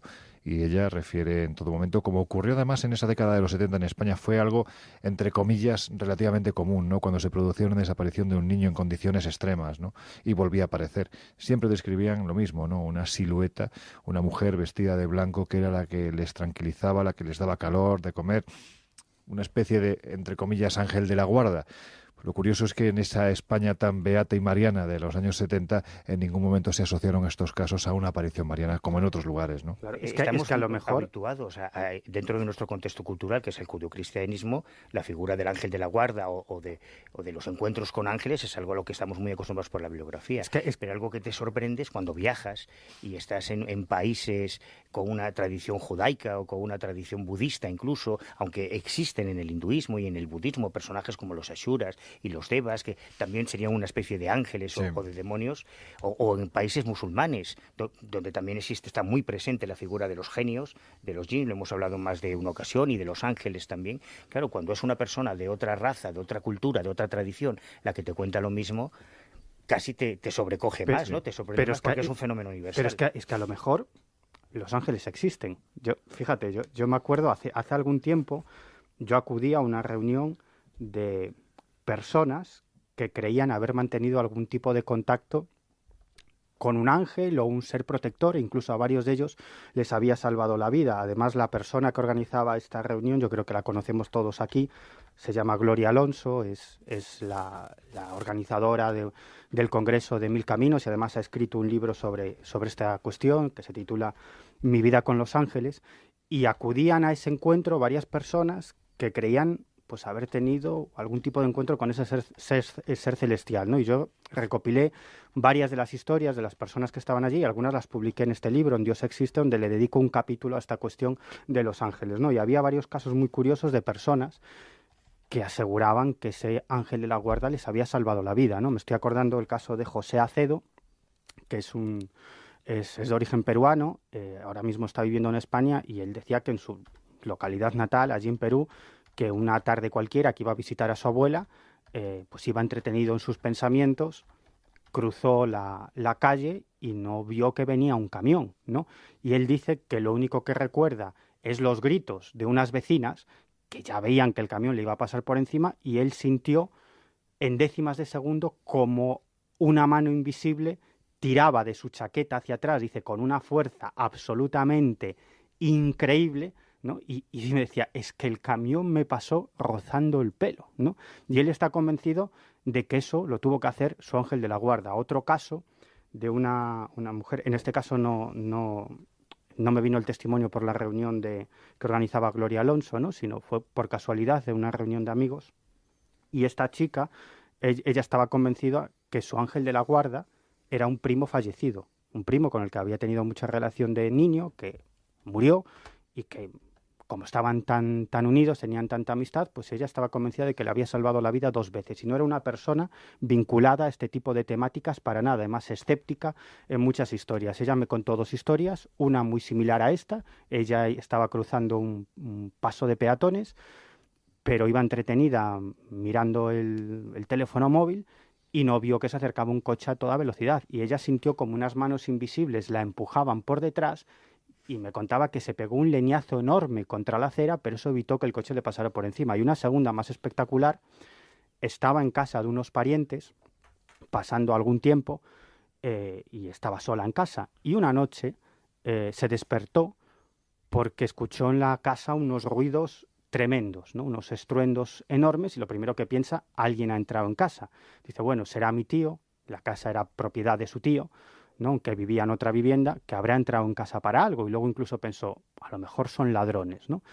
Armándose de valor, ella se levanta y se da cuenta que los ruidos proceden de la cocina, ¿no? Ella entra en la cocina, enciende la luz y ve pues todas las puertas de la alacena abiertas, ¿no? De par en par, ¿no? Y esos sonidos, entonces se da cuenta que provienen de alguien que habría estado abriendo y cerrando esas puertas constantemente y pegando unos golpetazos enormes, ¿no? Bueno, no le echa más cuenta, ve que no hay nadie en la casa y empieza a cerrar las puertas. Y se da cuenta que también está abierta el portón o la puerta de la bombona de gas. Y cuando la va a cerrar, se da cuenta que hay un escape. Huele a gas y se da cuenta que hay un escape, ¿no? Y ella me dice, quizás si no hubiera sido por eso, no lo hubiera contado, porque no hubiera detectado ese escape. Claro, pero la figura de los espíritus protectores o de parientes desencarnados que te protegen, yo creo que es algo diferente, y es verdad que existen muchos testimonios. Los ángeles se supone que nunca fueron humanos. Es un tipo de entidad de forma de vida diferente a los humanos y se repite en muchas tradiciones y en muchas religiones distintas. ¿Ya podía haber acudido el ángel de la guarda o quien fuera a salvar a los que murieron en el Titanic, ¿no? Pues la verdad es que sí, no fueron precisamente, en este caso, ángeles de la guarda, sino que incluso pues en esto de la muerte está claro que siempre, por lo menos a lo largo de la historia, se han diferenciado mucho las clases, ¿no? Bueno, pues estamos hablando de que a bordo del Titanic más o menos viajaban 1.317 pasajeros y unos 885 tripulantes. Bueno, pues de todos estos solo sobrevivieron 705 personas. Sí me gustaría comentaros que hay escenas terribles, ¿no? Como varios botes de salvavidas se fueron prácticamente vacíos, con la mitad del pasaje que cabía. Y claro, evidentemente toda la gente que iba era gente de la clase alta, o como en esa escena que se describe en la película, que se adapta perfectamente a lo que los supervivientes describieron posteriormente, ¿no? Como en las zonas de tercera clase se cerraron las rejas, ¿no? Que separaban las diferentes clases del barco, pues provocando que muchos de ellos murieran ahogados y sin darles ni tan siquiera la oportunidad de poder salvarse, ¿no? Que se hubieran arrojado al agua, yo qué sé, pero ahí quedaron literalmente encerrado. Bueno, pues ahora salen otros aspectos que no dejan de añadir quizás pues más dramatismo a una historia ya de por sí bastante dramática, ¿no? Y es que muchos se habían preguntado qué pasó con los casi 1.500 cadáveres una vez que algunos de ellos se fueron a pique con el barco y otros se quedaron flotando en las frías aguas de Terranova y a los pocos minutos acabaron muriendo por congelación, ¿no? Bueno, pues una vez más se demuestra, como os decía, que hasta en esto hay clases, ¿no? Hay que decir que la White Star Line, la dueña del Titanic, envió rápidamente 4 barcos a la zona donde se había producido el hundimiento y durante 3 meses estuvieron navegando por todas estas aguas frías, ¿no? Con el objetivo de recuperar los cuerpos que todavía permanecían flotando en el agua. Bueno, pues hay que decir que tras 3 meses llegaron a recuperar 328 cuerpos. Estaban allí flotando completamente congelados, ¿no? De estos hay que decir que 119 fueron arrojados nuevamente al mar, 150 fueron enterrados en Halifax, en Nueva Escocia, al no ser reclamados por nadie, y 59 fueron recuperados, identificados, y posteriormente, pues a la manera más tradicional de la época, fueron enterrados. Bueno, pues ¿a qué se debió esta extraña criba? Hay que decir que Charles Haas, que es uno de los historiadores que más sabe del tema del Titanic en todo el mundo, acaba de dar a conocer, precisamente en el Daily Telegraph, una serie de documentos que avalarían que los cadáveres fueron clasificados por la cantidad de dinero y pertenencias de los viajeros. Es que es terrible, o sea, dicho así, pues es que es así. De hecho, en ese documento que se ha publicado en el Telegraph se asegura que ha sido realizado un cuidadoso recuento, esto es lo que se decía en este documento, ha sido realizado un cuidadoso recuento de todos los billetes y pertenencias de los cadáveres. ¿No sería mejor que se arrojen todos los cuerpos al mar, excepto si los familiares solicitan de forma específica que quieran recuperarlos? Esa es la pregunta que hacía el capitán del barco, la White Star Line, uno de ellos, que estaba recuperando los cuerpos. Se llamaba este señor, se llamaba Freddy Klagner, y bueno, de esta forma tan fría se expresaba, ¿no? Hay que decir que la cuestión es que los signos identificativos a los que se refería, normalmente en aquella época y en épocas posteriores, solo los llevaban los ricos. Y eran precisamente estos los únicos que eran normalmente reclamados por los familiares. Por tanto, el trato que se dio a los cadáveres fue muy diferente dependiendo de si eran de primera, de segunda o de tercera clase.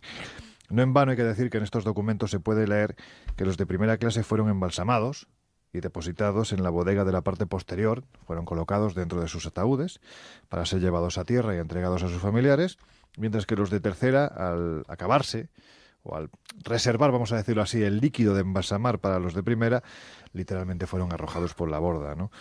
Hay que decir que con la orden de Frederick Lagner, el capitán de este barco, de que si un cuerpo pertenecía a primera o segunda clase se conservaba y si no se echaba al mar. El barco, de hecho, llegó a puerto con 190 cuerpos, que al parecer yo entiendo que mitigaron el cargo de conciencia que debía de tener este hombre tras haber arrojado 116 al mar, una auténtica barbaridad. Por lo tanto, como os digo, vemos que en esta cosa también hay, en esta cosa de las clases sociales de los accidentes también hay clases, ¿no? Y son muchos los que se fueron a pique, que seguramente tendrían algún familiar que, aunque fuera cadáver, pero los estaba esperando en esa tierra de los sueños, ¿no?, que intentaban alcanzar aquellos que viajaban en el Titanic. ¿Se supone que les indemnizaban para recuperar los cadáveres o era algo que tenía que hacer obligatoriamente la compañía? No, la compañía lo hizo simplemente por una cuestión de imagen. Es decir, date cuenta que fueron 700 y pico los supervivientes. Cuando llegaron a tierra contaron todo lo que había pasado. Era una travesía muy corta, con lo cual estaba todo perfectamente, casi te diría que mecanografiado en la mente de los viajeros. Y lo que sí hicieron fue intentar, pues eso, ¿no?, mitigar el dolor por la pérdida de los familiares, porque los testimonios que salían en aquel entonces es que de verdad es una auténtica delicia, si tenéis oportunidad, ver cómo los periódicos titulaban con grandes palabras, con grandes tipografías, ¿no?, lo que había sido el hundimiento, las declaraciones de los supervivientes asegurando que aquello era literalmente un campo sembrado de cadáveres congelados. Lo horrible de la situación de oír cómo en mitad de la noche, una noche estrellada, las voces, los gritos iban poco a poco perdiendo fuerza hasta literalmente desvanecerse, aquellos que estaban muriendo por congelación. Por lo tanto, fue una cuestión de imagen, una táctica de marketing, vamos a decirlo así, para limpiar la imagen de la White Star Line, y al final lo que está claro es que hicieron una auténtica guarrada, vamos. Ahí están muchos cadáveres. ¿Cuánta gente se supone que falleció como consecuencia del hundimiento? Aproximadamente 1.500. ¿Y se recuperaron cuántos cuerpos? De cuerpos, bueno, 390, te quiero decir. O sea, muchos menos de los que imaginamos, ¿eh? Sí, claro.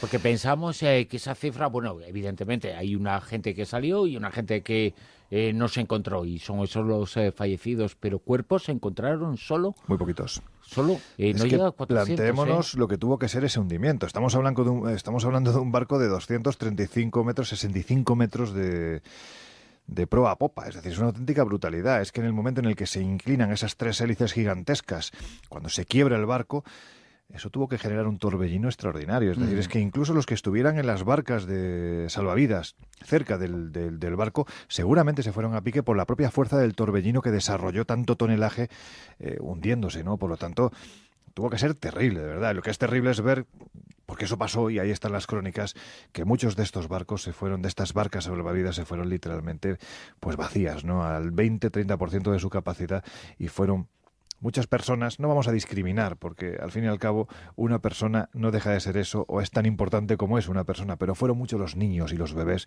que murieron porque hubo quien prefirió salvar su maleta a salvar una vida.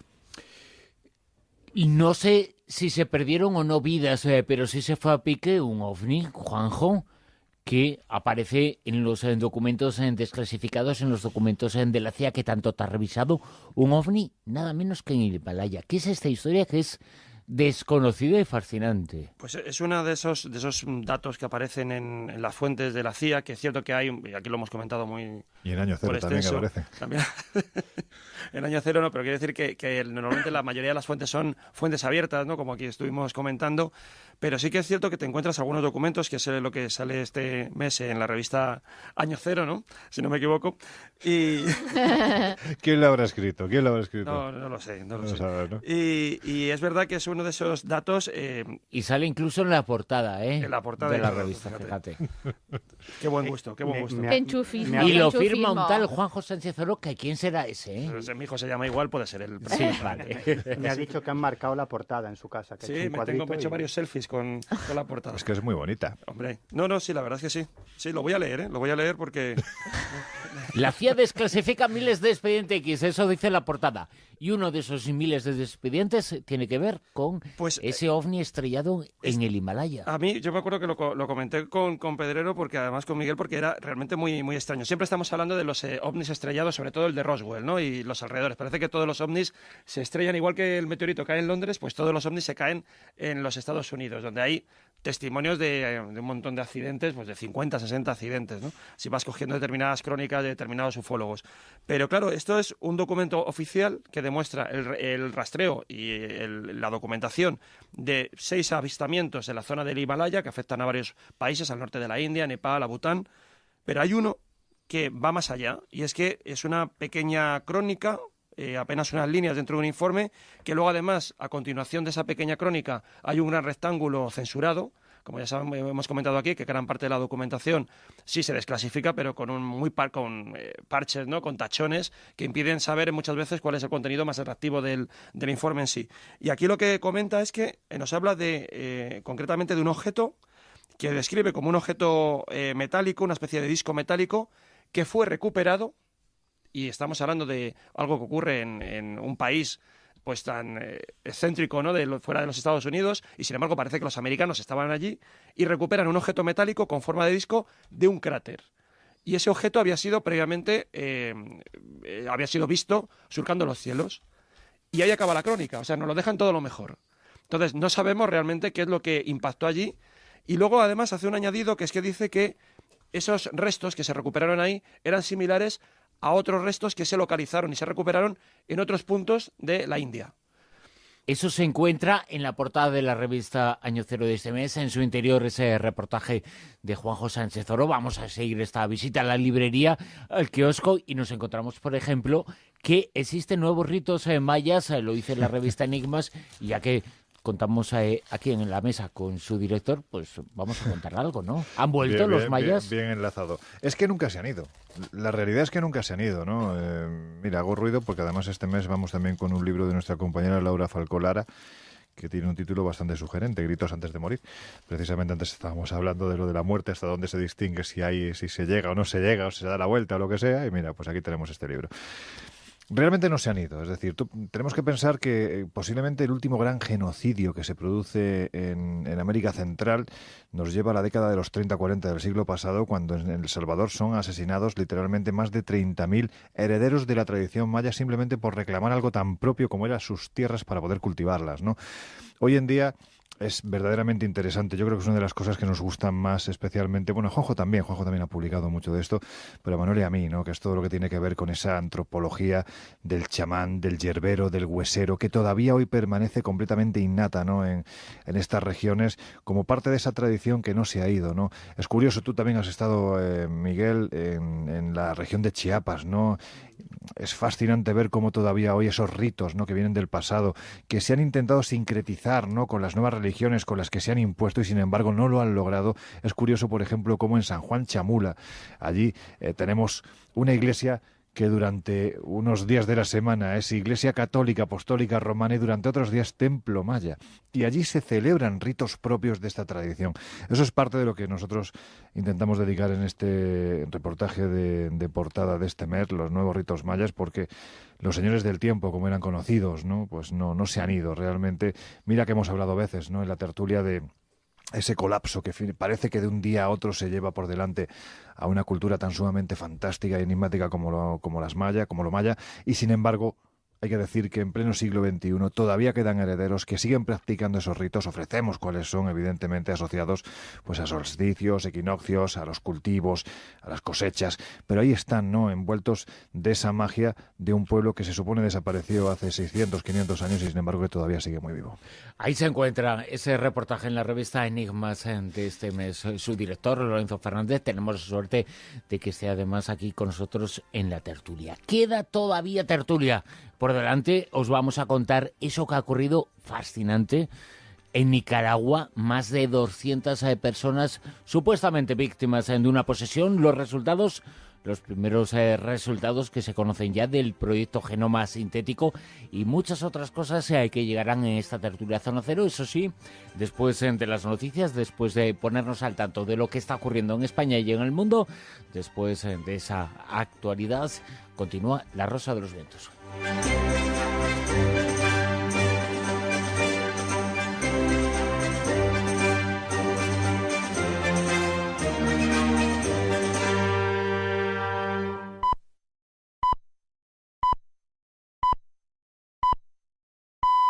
Son las 3, las 2 en Canarias.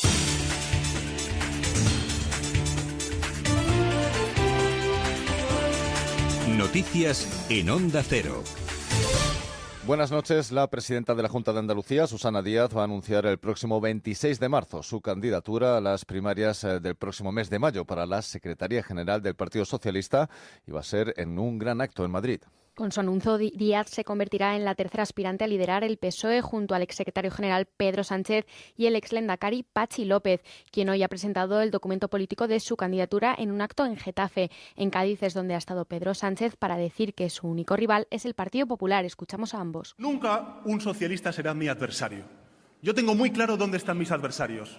Están fuera del partido, se llama Partido Popular y los poderes económicos que les interesan. Hoy os pido que nos conjuremos para recuperar la organización en la que hemos depositado nuestra vida.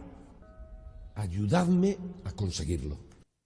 Bueno, y en lo que respecta al Partido Popular, la presidenta de la Comunidad de Madrid, Cristina Cifuentes, ha ganado este domingo su nominación como candidata única a la presidencia del partido en el Congreso del próximo 18 de marzo. Cifuentes ha obtenido el 86,38% de los votos y ha vencido a su rival Luis Asúa, que no pasa el corte para competir en el cónclave. Cifuentes, que era desde hace año y medio la presidenta de la gestora del PP de Madrid, tras la renuncia de Esperanza Aguirre, quiere volver a competir por la comunidad en las elecciones autonómicas de 2019 y se ha referido a un proyecto integrador para la victoria en la próxima cita electoral. Y yo lo que quiero a partir de ahora es empezar a construir en positivo siempre, avanzando, creciendo. Nuestro partido, el Partido Popular, tiene que volver a ser el más votado en las próximas elecciones, en todos los ayuntamientos, y también tenemos que volver a gobernar en el Ayuntamiento de Madrid. Ese es el objetivo, y yo lo que quiero es sumar a todo el mundo que quiera aportar algo en este proyecto. La Audiencia Nacional celebra desde este lunes el juicio del caso Pretoria de corrupción urbanística en Cataluña, que va a sentar en el banquillo a 11 acusados, entre ellos 2 hombres de confianza del que fuera presidente catalán Jordi Pujol, el exsecretario de Presidencia Luis Prenafeta y el exconsejero Macià Alavedra. Tiene los datos Eva Llamazares. Casi 8 años después, los poderosos exaltos cargos de CiU y del gobierno de Jordi Pujol, Luis Prenafeta y Macià Alavedra, se sientan en el banquillo por los cobros millonarios de comisiones en el desarrollo urbanístico de 3 municipios de Barcelona. Se enfrentan a 6 años y 10 meses de prisión. 8 años pide el fiscal para el supuesto cabecilla, el exdiputado del PSC, Luis Andrés García, alias Luigi. Las fianzas civiles impuestas a los 11 del banquillo suman más de 100 millones de euros. Y en Holanda, esta noche se han producido unos incidentes entre manifestantes turcos y la policía de Ámsterdam por la negativa del gobierno holandés a permitir que 2 ministros turcos participaran el pasado sábado en un mitin político en Rotterdam, un hecho que ha provocado una seria crisis diplomática entre los dos países con acusaciones y declaraciones elevadas de tono. El primer ministro holandés, Mark Rutte, ha afirmado este domingo que quiere calmar la tensión diplomática con Turquía, aunque ha añadido que no es él quien tiene que pedir disculpas. Even serieus. Ahora en serio, o sea, un hombre nos acusa de fascistas y de nazis y luego nos pide excusas. Yo voy a intentar no entrar en una escalada, pero desde luego no voy a presentar excusas ni loco. En los deportes hablamos de baloncesto. El Real Madrid ha ganado por 1 punto en el clásico contra el Barcelona. Sergio Llull volvió a ser providencial para decantar con una canasta en el último segundo un vibrante clásico ante un rocoso Barcelona Lassa que plantó cara al Real Madrid y tuvo opciones hasta el final, pero acabó sumando una nueva derrota ante su eterno rival por 76-75. Felipe Reyes se convirtió en el mayor reboteador de la historia de la ACB, lo que obligó a parar el partido para homenajear en el centro de la pista al veterano jugador cordobés. Pues hemos terminado ya aquí con el tiempo de la información. Las noticias vuelven a partir de las 6 de la mañana, a las 5 en Canarias, en Más de Uno con Carlos Alsina. Pueden seguir la actualidad mientras tanto en ondacero.es. Ahora continúan en compañía de La Rosa de los Vientos. A las 6 recorremos el mundo en busca de noticias, contactamos con nuestros corresponsales y miramos el mundo bajo el prisma de nuestros colaboradores. Aquí en Onda Cero les vamos a ir contando al detalle todo lo que ocurra a partir de este momento. Guillermo Fesser. Buenos días, Carlos. En Estados Unidos están pasando cosas. A las 10 abrimos el café de Más de Uno, el que está de moda entre los famosos. Ya estamos en el café de Más de Uno y hoy veo muy feliz a Mariano Rajoy. Así es, Juanra, está entrando en el café muy contento y saludando a todo el mundo. Buenos días, querido Juan Ramón. Más de Uno, Carlos Alsina, Juan Ramón Lucas, de lunes a viernes desde las 6 de la mañana. Te mereces esta radio. Onda Cero, tu radio.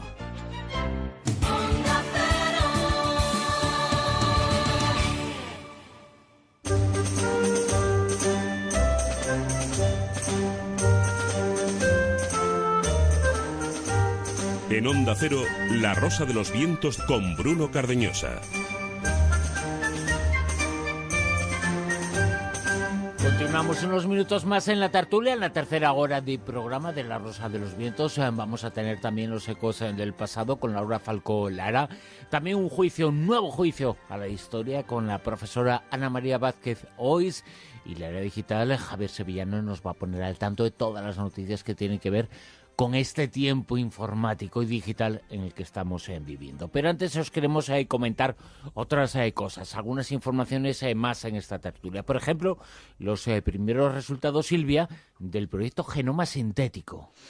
Sí, ahora que estamos todo el rato, venga a intentar buscar vida fuera del planeta, pues resulta que también ahora los científicos están intentando crear vida, pero vida artificial, en nuestro planeta.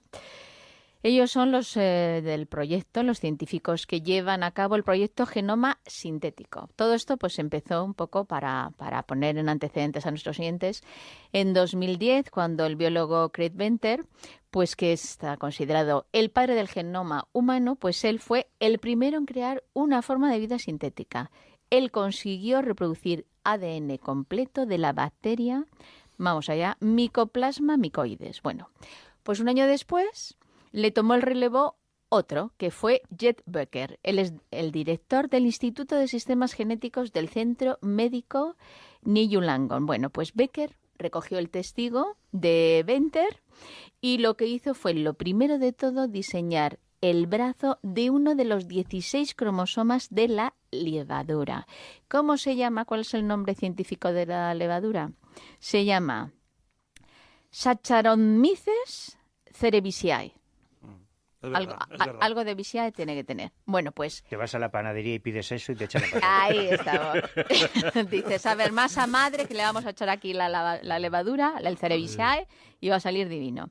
Bueno, pues Becker en 2014, porque hemos dicho que primero consiguió el brazo, pues en 2014 consiguió desarrollar el primer cromosoma completo de esta levadura. Estamos hablando de un cromosoma artificial, es sintético.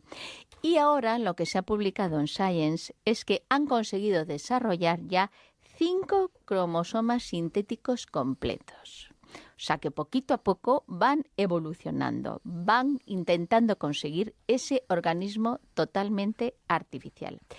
Pero ¿por qué Becker y su equipo están haciendo esto, el proyecto Genoma Sintético, utilizando este tipo de levadura? Bueno, pues resulta que el hongo de la levadura es un microorganismo fácil de manipular y tiene algo muy, muy importante, y es que es muy similar a las células humanas por la forma en la que su genoma está conectado. Entonces, por esa similitud, están trabajando con este tipo de hongo de la levadura.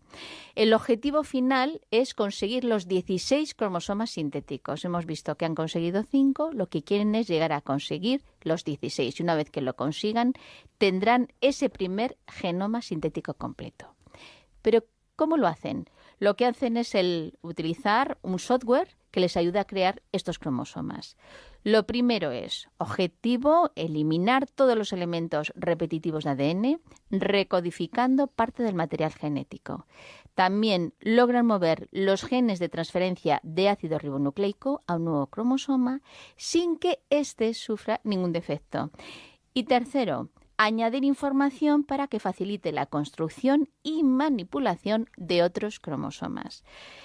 Lo que quieren con esto es pues conseguir nuevas terapias genéticas de cara a, en un momento dado, los humanos. Esto va muy lento, claro, sabemos que para que se ponga en aplicación tienen que pasar muchos años, porque lo que pretenden es no solamente cambiar un gen, sino la posibilidad de introducir redes completas de genes. Ahí es nada. Pero es que la aplicación más inmediata, que es lo que piensan que puede ser en breve, es realizar con esto que están haciendo, elaborar alimentos, bebidas, combustibles, medicamentos, mejorar los antibióticos y crear biocombustibles más eficientes. Y otra cosa muy importante también que están consiguiendo con este tipo de investigación es que les da opción a observar, a estudiar el comportamiento de los genes para seguir aprendiendo y luego aplicarlo en nosotros. Y eso de momento es lo que están haciendo con este proyecto.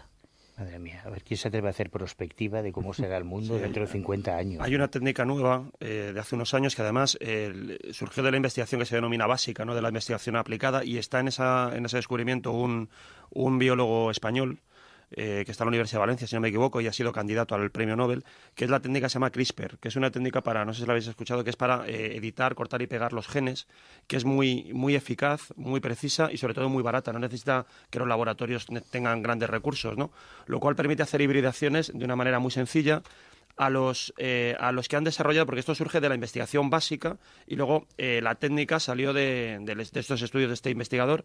Creo que a las dos investigadoras le dieron el premio. Eso es, son dos mujeres que recibieron por eso, porque es muy fácil y además es súper barato. Claro. Y entonces lo que hacen es eso, él se corta y pega con una facilidad total e inmediata. Los genes y tal, y claro, y el problema es que ahora sí que no se sabe qué consecuencias puede tener eso, porque ahora sí que antes era mucho más complicado, esto es mucho más sencillo, es muy preciso y pues sobre todo eso muy versátil, puedes hacer muchísimas cosas. Entonces, claro, se abre ahora un panorama inmenso de posibilidades que sí que es cierto que no se sabe muy bien a dónde nos va a llevar, ¿no? O sea, es lo que, bueno, yo el otro día lo comentaba también con unos amigos, ¿no? La necesidad que tenemos de que el próximo Einstein venga del campo de la filosofía y de la ética, para que ponga un poco orden en todo esto, porque nos movemos en unos escenarios realmente muy complicados. O sea, que el próximo Einstein proceda del mismo sitio. Que sea Einstein, básicamente, ¿no? No, pero de la filosofía y de la ética. Eso tampoco lo da un título. No, eso bueno, es lo que se dice, lo que se es, lo que se transmite. Claro. Einstein también era un gran pensador. Sí, pero me refiero a que nos movemos en un escenario que los límites no los va a poner la tecnología, los tenemos que poner nosotros lo que queramos. Entonces, la tecnología nos va a dar infinitas cosas y nosotros tendremos que decidir qué es lo que queremos tomar y lo que no. Pero la regulación va a depender de nosotros, porque el otro ya es ilimitado, o sea, ya no tiene límite, ¿no? El próximo Einstein será español, ya verás, porque tenemos un complejo de inferioridad. Se llamará Martínez. No, pero es verdad, tenemos un complejo de inferioridad tremendo y se están haciendo unas investigaciones en España en todos los campos científicos tremendas que no tienen, por desgracia, el eco que deberían tener en los medios de comunicación. Estamos más preocupados por la final de la Liga o por no sé qué. Y se están haciendo, hay unos premios en trabajos de investigación españoles en todos los ámbitos, desde chavales, ahora se estaba estos días fallando unos premios en la India de los mejores proyectos de investigación relacionados con la Luna, y hay un trabajo finalista de tres jóvenes investigadores, no sé, son dos de la Universidad de Cádiz y uno de la de Málaga, o dos de Málaga y uno de Cádiz, que han desarrollado un trabajo para plantar semillas en la Luna para convertirlas, que son alucinantes, ¿no? Y que han sido elegidos entre miles de equipos de investigación. O sea, que podemos estar muy orgullosos de la ciencia española. Por supuesto. Y por qué no, quién sabe, el próximo Einstein a lo mejor se llama Pérez o Rodríguez o González o Sánchez Oro, vete a saber. Sí, mira, estoy de acuerdo con eso, pero lo cierto es que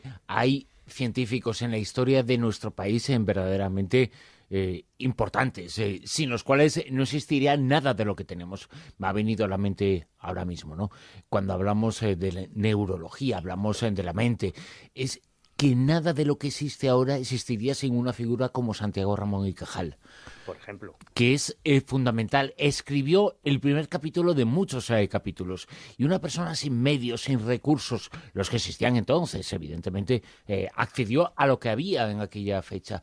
Pero con la tenacidad, con la paciencia, con la observación, todo lo que logró hacer, pues todo lo que ha venido después, gran parte de lo que ha venido después en la ciencia de la neurología, ha se ha iniciado con su figura. Es una figura extraordinaria, es una figura que tenemos que tener como un faro de todo. Y eso que quería ser dibujante, que en realidad fue por el padre, que al final se dedicó a la medicina y luego fundió esas dos facetas suyas. Por eso hay esos dibujos tan maravillosos de todo lo que observaba. Claro, de las yo creo neuronas. Que el principal drama no es que no tengamos la materia prima, porque Cajal, Oró, Ochoa, Rodríguez Delgado, tenemos montones de ejemplos de... Miguel Servet, que estamos hablando de uno de los médicos más importantes, el que descubrió que existe algo tan básico como es la circulación de la sangre, ¿no? Claro, el problema no es que no nazcan aquí, que no tengamos esa capacidad. El problema es que terminan en cualquier país donde le ofrecen mejores recursos para desarrollar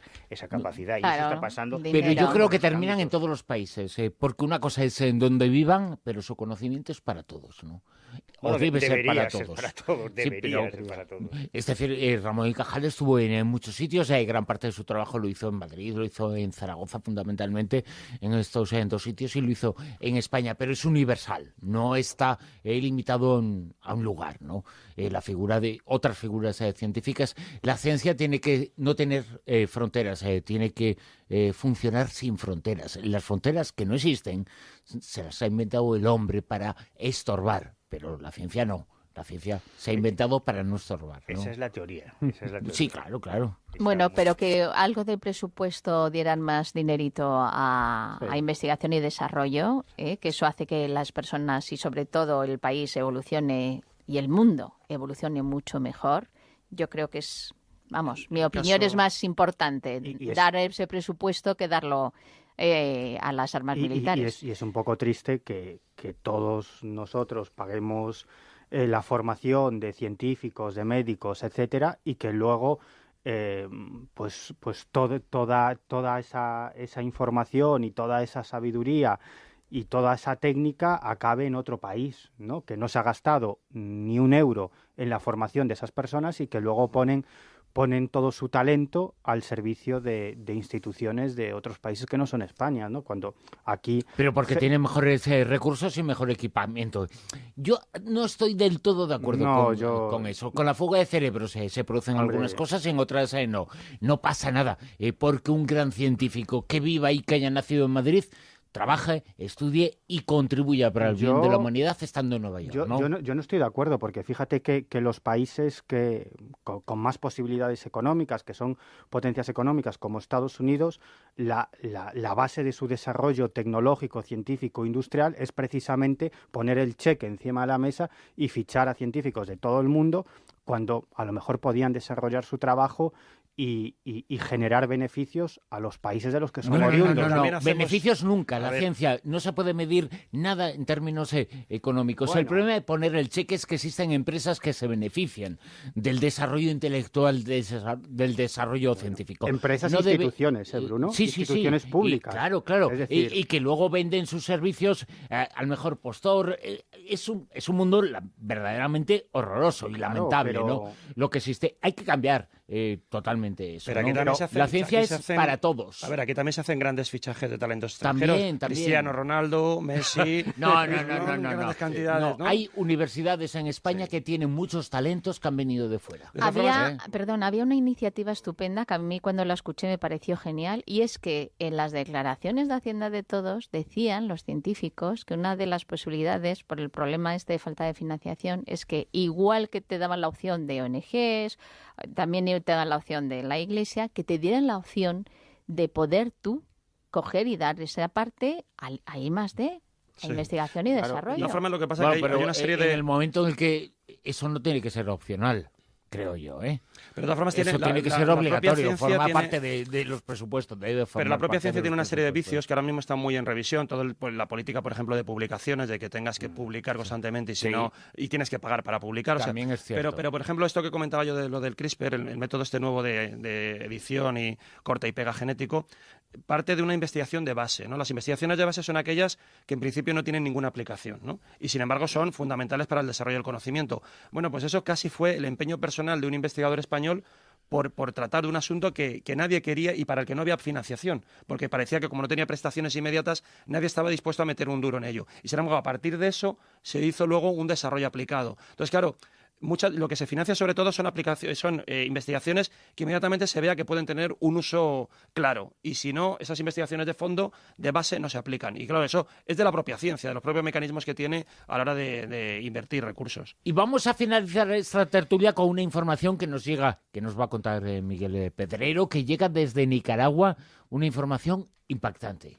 ¿Qué es lo que ha ocurrido? Bueno, pues en realidad una oleada de posesiones en 2 localidades nicaragüenses ya ha llegado hasta tal punto que ha tenido que intervenir directamente el ministro de Salud de Nicaragua y la vicepresidencia del gobierno, que en este caso ocupa Rosario Murillo, que es curiosamente la esposa del presidente, de Daniel Ortega, ¿no? Curiosamente, ¿no? Bueno, lo cierto es que... Bueno, si se quieren, ¿qué vamos a hacer? No somos nadie para juzgar. Fuera de bromas, es cierto que es la esposa del presidente, Daniel Ortega, el líder del Frente Sandinista de Liberación Nacional, etcétera, etcétera, que ganó unas elecciones, pero ella tiene toda una trayectoria política, es escritora, poeta, es decir, que bueno...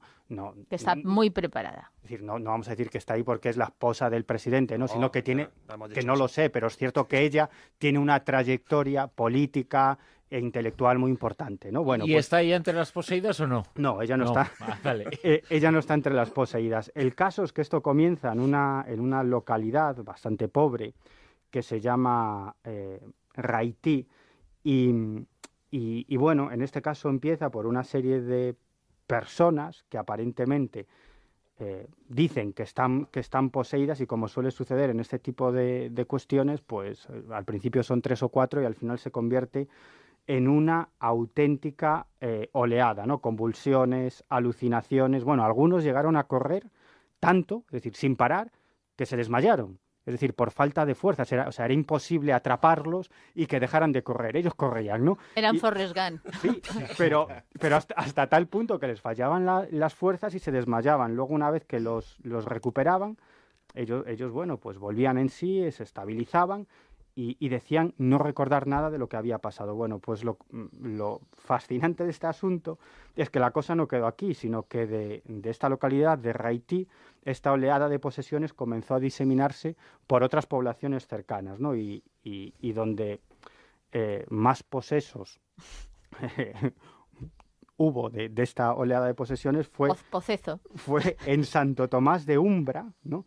En este caso fueron muchísimos los casos y fijaros qué curioso, ¿no? Porque bueno, en este caso también sucedieron, bueno, las características de los posesos eran muy parecidas a los anteriores, pero en este caso las posesiones, entre comillas, fueron todavía mucho mayores, ¿no? Porque al parecer, si una persona posesa decía al demonio de otra persona que no estuviera afectada por los espíritus malignos, inmediatamente ese demonio podía poseer a esa persona. O sea, que se daba el caso de que un mismo demonio podía poseer a 10, 15, 20, 30... Es que son todopoderosos. O 40 personas, simplemente con decir el nombre. Qué abusón, ¿no? El demonio, qué Entonces, abusón. Imaginaros la situación de 100, 150 personas que creían estar poseídas por un espíritu maligno y que iban en busca del resto de la población de esta localidad para decir su nombre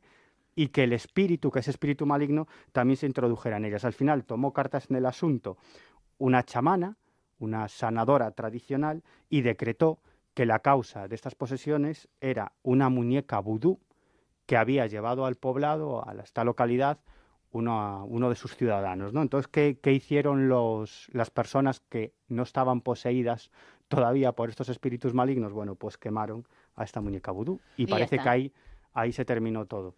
Bueno, pues sí, y aquí se termina también la tertulia Zona Cero de esta noche, curiosamente con esta información sobre posesiones, sobre 200 casos. En este estudio la gente no lo conoce y no lo ve. Hay muchas televisiones en muchas pantallas. Y la que me han puesto por delante están echando. Ahora estoy viendo El Gran Hermano. ¿Es casualidad? Posesiones también. Por eso, es casualidad. Ahí lo dejo. Gracias a todos. Nos vemos y nos hablamos. Posesiones Edredonin. Rayado ningún tipo de los electroencefalógrafos que han utilizado en esta prueba. Entonces, en principio se lo descartan, pero no entienden, no hay ninguna explicación fisiológica, hasta donde ellos saben, que pueda explicar cómo es posible que el cerebro siga manteniendo esa actividad 10 minutos, ¿no? ¿Y por qué? Porque ellos además lo han contrastado con un estudio muy reciente, un estudio que se produjo en 2011, donde se hizo una serie de experimentos para medir la actividad cerebral del cerebro muerto en ratones. El proceso para hallar esa actividad cerebral demostraba que efectivamente se mantenía una cierta actividad bioeléctrica, pero como máximo durante 1 minuto. La propia legislación de las personas, en la legislación española, porque claro, determinar el momento de la muerte es también un acto legal, pues se establece en la legislación española que tiene que dejarse como un periodo de 5 minutos en los cuales se constate que no hay respiración y que no hay ningún tipo de circulación sanguínea. Se entiende que ya la persona ha muerto también desde el punto de vista cerebral. Con los ratones se demostró que por lo menos durante casi 60 segundos algún tipo de actividad había. El proceso además para determinar la muerte de los ratones era muy... era decapitación. Directamente lo guillotinaban y así no quedaba duda de si había pulso o no había pulso. Lo que se trataba era de romper el riego sanguíneo directamente al cerebro, ¿no? Claro, esto deja, como digo, una cuestión muy interesante y es lo que ellos de momento están concluyendo y animan a que se hagan más investigaciones. Y es que consideran que realmente, seguramente la muerte pues sea eso, sea algo, un episodio muy particular. No nos morimos, digamos, todo a la vez, sino que tenemos pequeñas muertes porque al fin y al cabo somos un microcosmos de cosas. Tú lo comentabas, Bruno, que aquí dimos la noticia también hace tiempo de que había una parte, muchos genes... 1000, nada más y nada menos que 1000 que sobrevivían a la muerte dentro del cuerpo. Exactamente, que se activaban, se empezaban a expresar tiempo después, durante días después de haber fallecido, lo cual era muy interesante desde el punto de vista forense porque analizando esa genética podía saberse en qué momento había muerto una persona. O sea que al margen de que luego pudiéramos especular con otro tipo de cuestiones metafísicas, desde un punto de vista práctico, desde el punto de vista forense, puede ser una especie como de carbono 14 para saber cuándo fallece alguien, ¿no? Viendo cuántos genes se han expresado después de haber fallecido o no.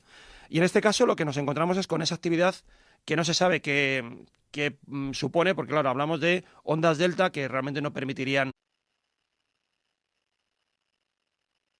Manuel Carballal con Juan José Sánchez Oro, con Miguel Pedrero, con Lorenzo Fernández y con Silvia Casasola, que antes de nada nos va a anticipar algo que tenemos que apuntar en las agendas y que todos nuestros oyentes lo tienen que hacer.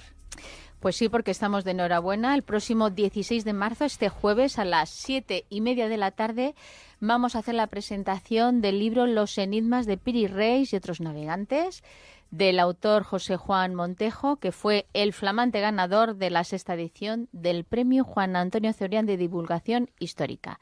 Bueno, pues allí, en el Centro Riojano, que está en la calle Serrano, número 25 de Madrid, estaremos unos cuantos amigos por allí, como Juan José Sánchez Oro, que estará en la presentación, estará también Jesús Callejo, estaré yo, estará por supuesto el autor y estará también pues Pedro, que es quien nos ha ofrecido el Centro Riojano, que es el presidente, y estará allí con nosotros. Con lo cual, os invitamos a todos para que participéis, para que disfrutéis y sobre todo que descubráis esos enigmas que nos va a presentar José Juan. Y también sobre enigmas va a hablar dentro de muy poquitas horas en una de sus conferencias que también tiene que apuntar la gente en su agenda. Lorenzo Fernández, ¿no? Muy buenas noches. Pues sí, mire, iba a decir mañana, pero no, menos mal, es dentro de unas horas porque es lunes 13 para que luego digan que los andaluces somos supersticiosos.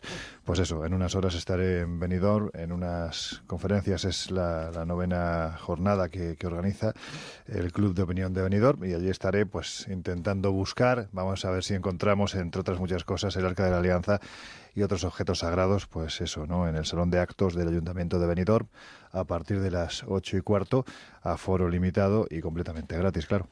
Pues que apunten los oyentes esas conferencias, esos datos, el próximo lunes y el jueves.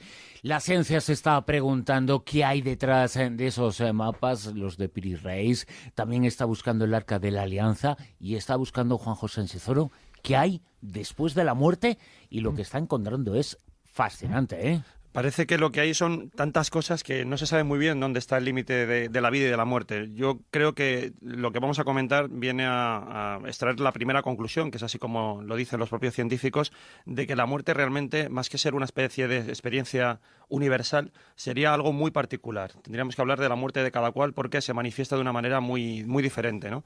Y esto ha sido un estudio que también ellos han sido muy cautelosos, los que han publicado esta investigación.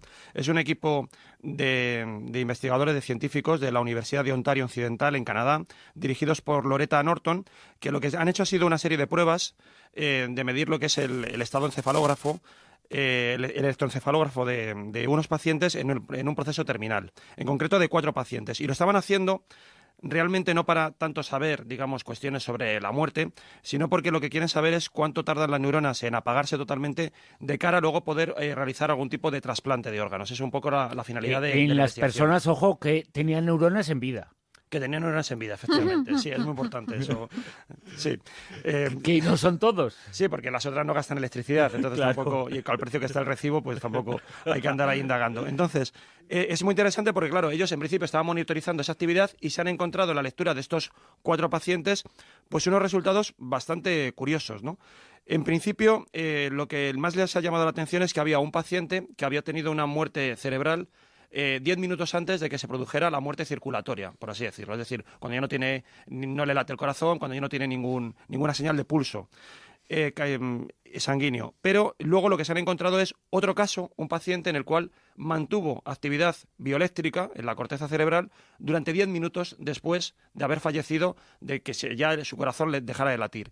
Y esto es realmente muy curioso, ¿no? Además, un tipo de actividad cerebral que es la que se tiene, por ejemplo, a través de lo que ellos denominan ondas delta, que serían las ondas que están asociadas a fases del sueño o también a determinados procesos de coma.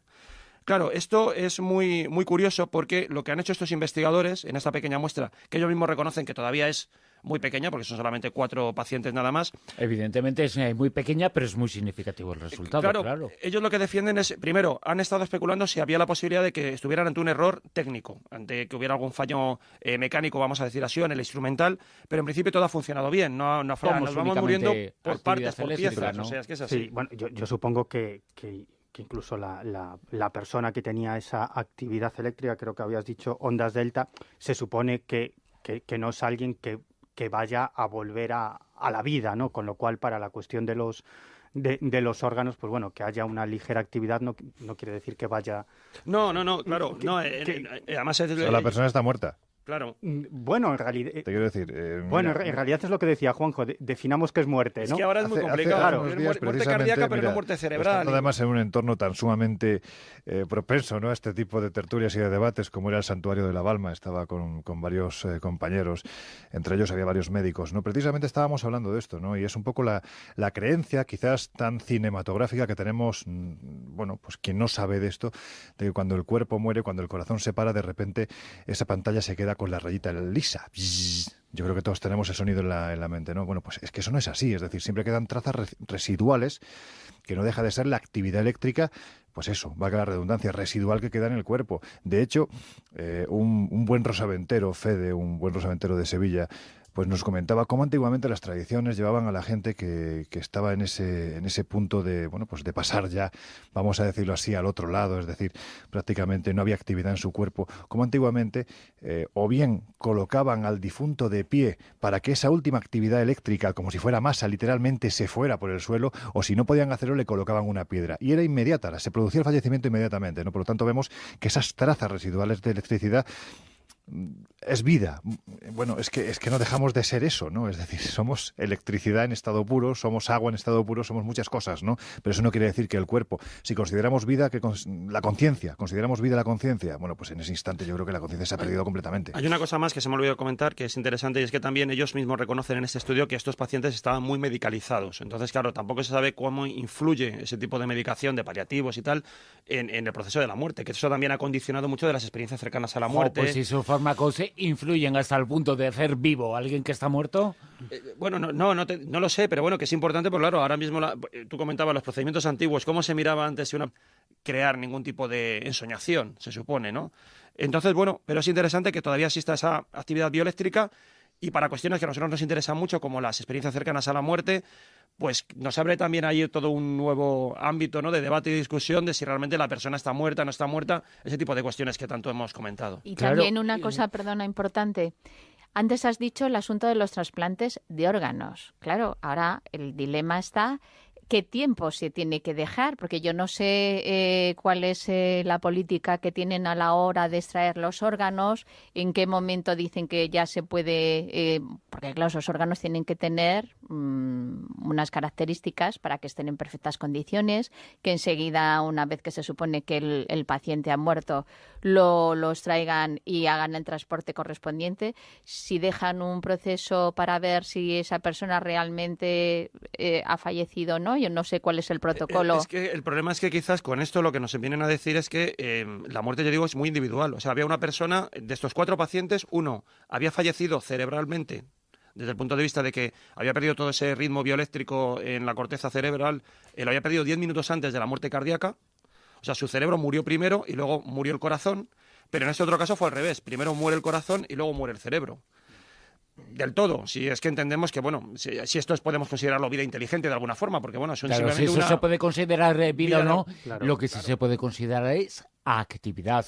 Está muy bien que los científicos, para no generar titulares y para no hacer cosas, digan, la muerte de cada uno es individual. Pues bueno, eso ya lo sabemos, claro. Evidentemente. Es pero la cuestión una tontería es si, eso, a partir de eso que han dicho, pero a partir de ahí se puede decir lo que es científicamente cierto. Claro. Son 4 objetos de experimentación, pero en esos 4, 10 minutos después, el cerebro de cada uno de ellos, no, solamente ratones de uno. Y de personas, una persona sigue viviendo, sigue produciéndose algún tipo de actividad, independientemente de cómo queramos llamar. Eso es algún tipo de actividad tras la muerte. No voy a llamar vida, pero es algún tipo de actividad eléctrica. Tras la muerte. Claro, eléctrica. Sí, es que yo lo que veo es eso, que creo que la muerte, ya digo, no es un proceso también ahora, absoluto.